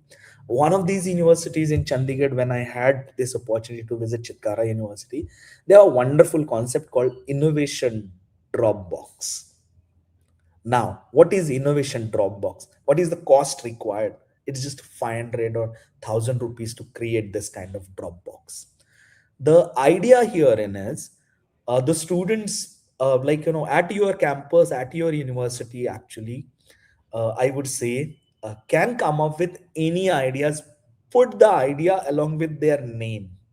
And there is a committee, internal committee. Okay, it is not necessary that if I am from electronics engineering, my idea should be only restricted to electronics engineering, right? They can come up with any idea. Let a the committee is not just a committee of academicians. There are IP professional, there are funding agencies, investors, what is required for this idea to to get executed basically. Does it need funding? Every idea doesn't need funding. Does it need incubation? You need to, I would say, I would say, understand it based on the idea. Actually, every idea may not need funding, for sure. We know it really well, right? Now, this way, every idea gets its benefit basically, and it is evaluated. Now, this again is something which is working at the ground level at your institution. I can see some of these names, Gyanamani College of Technology, or any other institution pan India. We can execute it, we can at least. And what happens basically with these kind of concepts of idea generation is, at least students understand, because the session may not motivate them, but when they see it every day, okay, this is a concept, we have to think in this direction as well. Can we have some idea? The ideas are hidden, they can come up upfront basically. That's I would say one of those wonderful concept. Another concept, I would say, is about the hackathons, annual events, and competitions that we have at every institute. What are we doing with these hackathons? These hackathons, the annual events or competitions or the festivals, are ending up with certificate, maybe a trophy, some cash money. Can we allow these students to actually be part of the campus? And we, they used to call it as a campus connect, wherein this particular university is allowing the students to utilize the entire campus as a kind of a market for them. Like, for example, at a university, if you have 3,000 students and the product is with respect to, let's say, food technology, they are allowing the students to use that as a, kind of for your POC, or maybe whatever you call it in your language, basically tech language. But can we allow our students to utilize that campus? Wonderful. I think that is working well with the students basically, because the campus is not just providing them a opportunity to present, but it is also helping them commercialize the product. Ground level commercialization. The problem for commercialization is very different compared to actually ideation and getting an IP file. You have a smart attorney and it is very easy to get IP. Actually, I'm telling you this. It is never about whether you have an IP or not. It is always about what kind of protection you have. It is always about, can you commercialize it, the product basically, and what are the real challenges while commercializing the product basically, or maybe a service for that. Of course, lot has been discussed about the concept of incubation centers, the or maybe the pre-incubation centers as well. That's something which you can have as an institute or as a university for sure. I spoke about the campus connects. A lot of students ask these questions about whether I should start my own venture, whether I should have my own startup basically. That's a wonderful idea. But before that, I would recommend, and this is a strong recommendation, to do internship. Whatever, if you want to develop something at deep tech, go work with some deep tech startup. Try to understand what the problem they are solving. What is that one thing that what are their ground daily activities? Where are they firefighting every day? Because that would help you imbibe those things, and then you start actually your own journey basically. Since morning I have been following the Turn IP Innovation YouTube channel and listening to a lot of I would say the good speakers, as well as a lot of questions I could see actually, but then these are the some problems which are ground level at the institute level. A research student filing a patent without informing the institute. What's the solution? Ex-employee leaving organization, taking research know-how, publishing a research paper with new institute or organization. What's the solution? A professor files a patent application. Institute provides funding. invention gets commercialized, who would take the licensing fee? The institute, the professor, or the student? Because as long as like I think one of the previous speakers spoke, when there is a success, everyone wants to be part of that success basically as such. Or at the institute level, the how are we dealing with the concepts of conflict of interest basically? For example, a mechanical engineering professor beyond office hours provides consultancy, develop IP. Who does the institute have any legal right over it? A pharmacy professor beyond office hours provides consultancy and comes up with something in telecom. Does the institute have any legal right? Okay, the answer to all of this probably lies in a concept called as the IPR policy. Again, this has to be customized, because what is the requirement at your university, at your institution, at your college basically, that is something needed to be understood. There cannot be IIT Delhi does it, IIT Chennai does it, fine. The ecosystem there in it is different basically. The ecosystem that is required for us at your institute may it be in a place like Warangal, may it be at a let's say the place like Kannur, or maybe a place like where I am right now, Latur in Maharashtra. The ecosystems are different. We need different answers actually for that. And I think the IP policy need to be customized. And the IP policy, I would say, would kind of solve all these problems actually. So thank you so much, Dr. Rahul, for providing this wonderful opportunity for me to present at this forum. Thank you so much, Turn IP, as well as ASSOCHAM IPFC. I'll be happy to answer if there are any specific questions, or I'll be happy to connect with the students and the faculties if they need any assistance from ASSOCHAM or ASSOCHAM IPFC. Thank you. Thank you so much for your valuable insights. I really enjoyed it myself. I'm also happy to partner with ASSOCHAM if they want to conduct IPFC, IP Yatra in Kolkata, or just in general, even promoting initiatives, because Turnip has a very very big audience now, Yeah, and even I can contribute. I can speak. So for my, for I mean, sure. obviously Turnip is also available in that Yes, sense. yes. Let's give audience 2 minutes if they have any questions, because it takes time once I say something, and then when it is live streamed on their device, there is a lag of 15 seconds to 30 seconds. So the questions may take some time.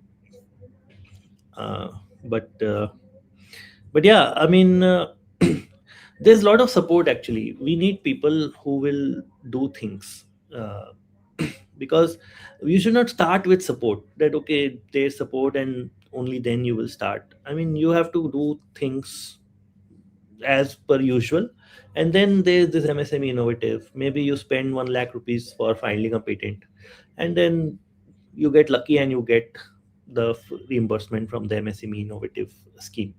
But don't say that we will only do it if we get funding, or we will only do it. So a real entrepreneur is actually doing first and then asking. So that's the message. I mean, I will say that there is so much support. Incubating centers are actually on the rise. If you think about the macroeconomic way in which India is looking at innovation, incubation centers will be a big part of next 20 years, 40 years. And incubation centers are also learning. They are learning from their mistakes in the last 10 years, that Absolutely. this is not working, so let's do this. So this scheme did not work, did not give intended results, so they are doing some things. Okay, one question is there: if I file utility patent and is characterized by in chemical patent, can I change it to electronics or any other department? Wow, I think it's all about the kind of docketing system or the internal patent office system, basically, how they categorize it for the allocation for the examination, basically. Yeah. I think, Abhilash, I'm not sure whether it can be I mean, it is feasible per se, but then maybe it's at the internal patent office ecosystem. Maybe you can drop a mail to patent office and just check if it Hmm. can work. But then, frankly speaking, it's not in the control of any of the attorneys or anyone. I think it's the internal patent office, government of India ecosystem. Yeah, Yeah, I cannot answer this. I will not say anything.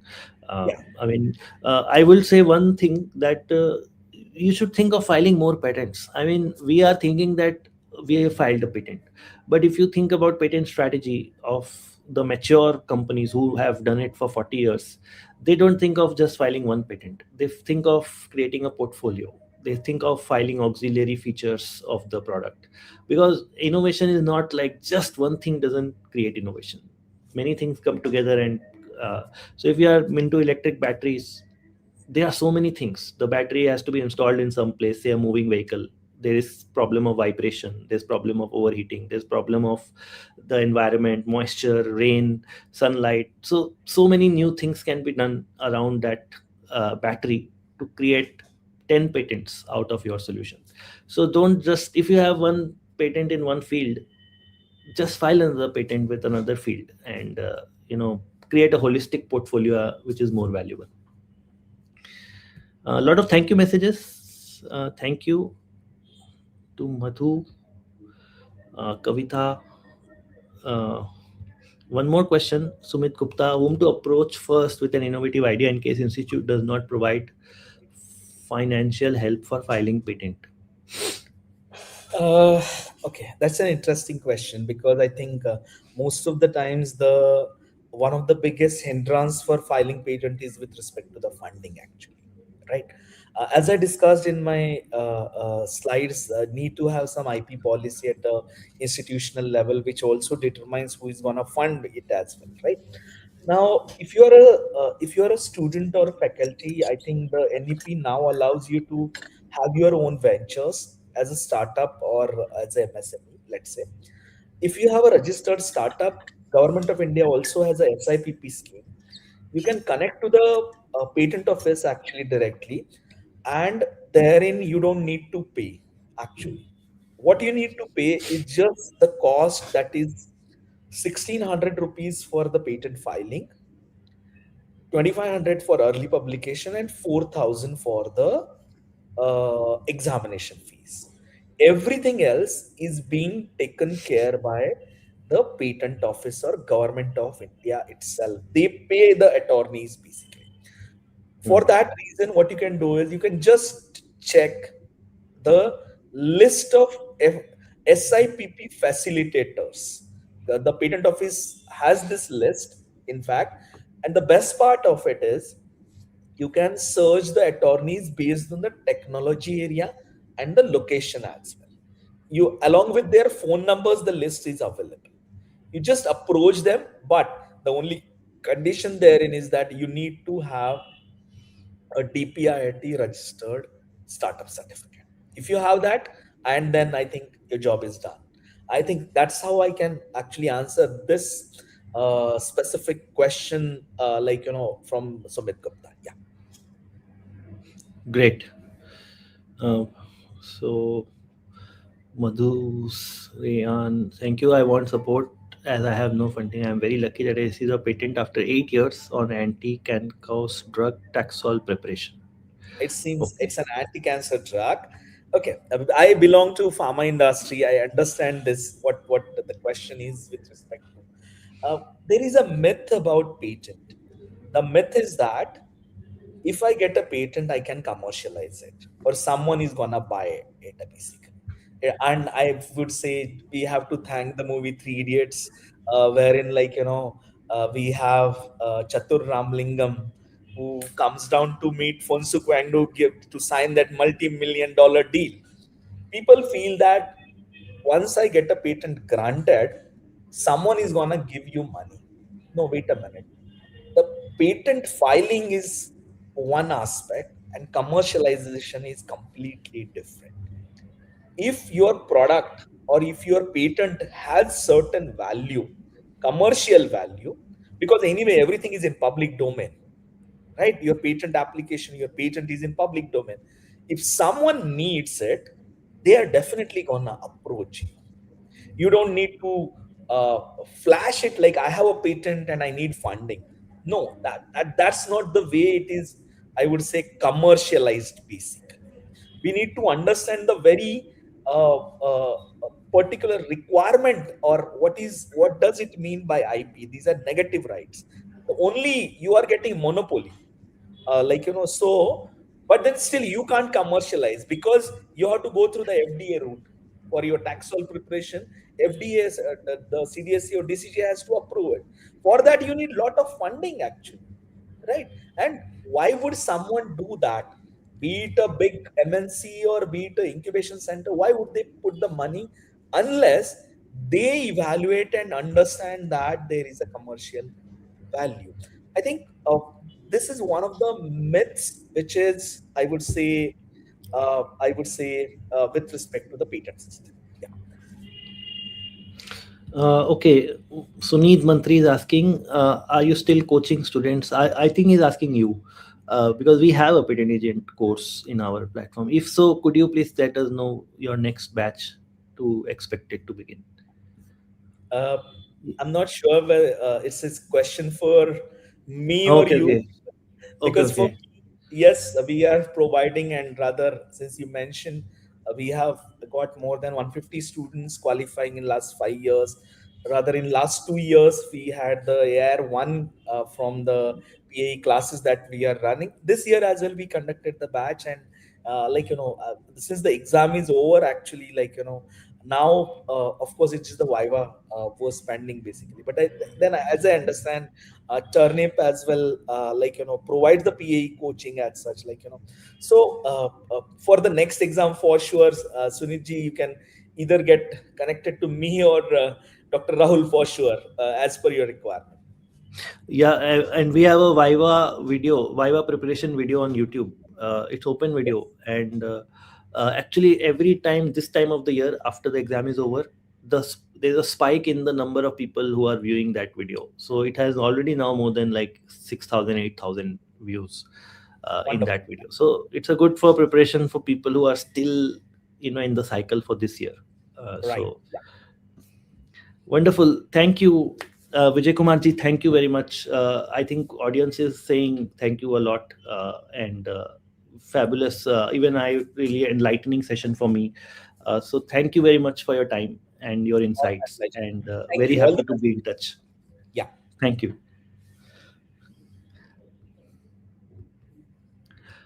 All right, so I will take the opportunity for the last 5 to 10 minutes to introduce the Deep Tech Entrepreneurship course that I have launched with Qualcomm. This course I have launched just last week in the presence of Controller General of Patents, Designs and Trademark of India, Professor Unnat Pandit. And it was really great for him to be excited about all the capacity building action that is going on in India. So with capacity building in IPR and entrepreneurship, we can create a very large funnel at the top, which is going to translate into future patent applications. So I am going to introduce my course to you with just one slide and one intro video. The link is, of course, in the description of the YouTube live stream. But before that, I would like you to watch the intro video of the Deep Tech Entrepreneurship course.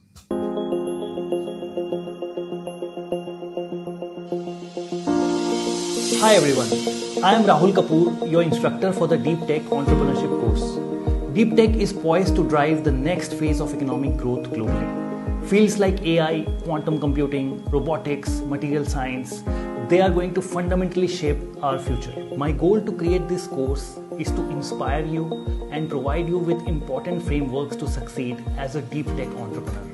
This course is developed with the support of Qualcomm and is part of the L2 Pro or Learn to Protect India initiative. The course is designed like a real startup journey that you will likely undergo as a technology student, faculty, or a deep tech entrepreneur. A little bit about me. I'm a patent professional by experience, having worked on several technology commercialization projects. Since 2018, I am running my own company, Turnip Innovations. In addition, I have also served as a management professor teaching entrepreneurship and innovation. This course is the combination of my experiences in intellectual property rights and technology entrepreneurship. The course lasts about 1 hour. That means you can complete it in just one sitting. It draws upon real case studies and founder experiences. We will systematically cover 4 stages of deep tech entrepreneurship, starting with ideation, prototyping, marketing, and fundraising. Every section covers relevant intellectual property strategy for deep tech companies. We want you as students, researchers, faculty, and entrepreneurs to build IP-led deep tech ventures. IP is a great business tool that will build credibility as well as defensibility for your deep tech ventures. Without further ado, let's begin the course. I hope you will enjoy the journey.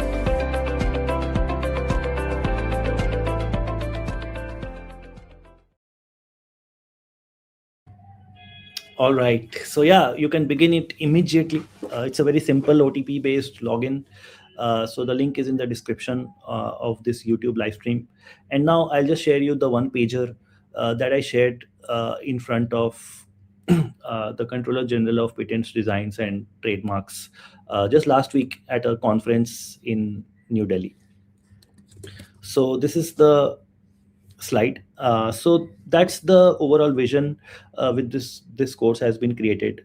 So a strong deep tech ecosystem is key to Viksit Bharat 2047, which is the long-term goal where we are organizing innovation efforts.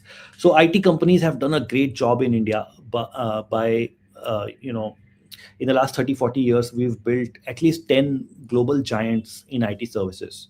But AI and geopolitics is a macroeconomic trend which is making the offshoring model not as profitable as it used to be. So in order to build future resilience, we need to build companies which are going to be exporting deep tech products. So we need to build up manufacturing in deep tech and hardware products which is going to be exported in the future. So that's the overall vision for the next phase of economic growth for India. And that is why this course has been created, because building companies takes time, 10 years, 20 years easily to create a global company. And that is why with this course, we are hoping to create a very large funnel of students who are going to uh, start building in deep tech. So and also the contents of this course are something you can say the skills of the future. So if you see the contents, ideation, prototyping, marketing, fundraising, IP led venture building, so these are the skills of the future. And this course is covered like a startup journey. So you get to experience a real startup journey while you're doing this course. It takes only 1 hour. So the videos are 1 hour, and there are 2 eminent deep tech leaders who have been interviewed in this course. And also the course is free of charge. So this is a really good deal. I would suggest that you sign up with the link in description to this course. And also the certificate of this course is coming with Turnip, and Qualcomm are jointly issuing the certificate. So that is what I want to end this Turnip Innovation Festival 2026 online live conference with. I wish that we will start a movement that will make it cool to build in deep tech. So thank you everybody for your time. I wish you a great rest of the day, and I wish you a great weekend ahead. Thank you. Goodbye. Jai Hind.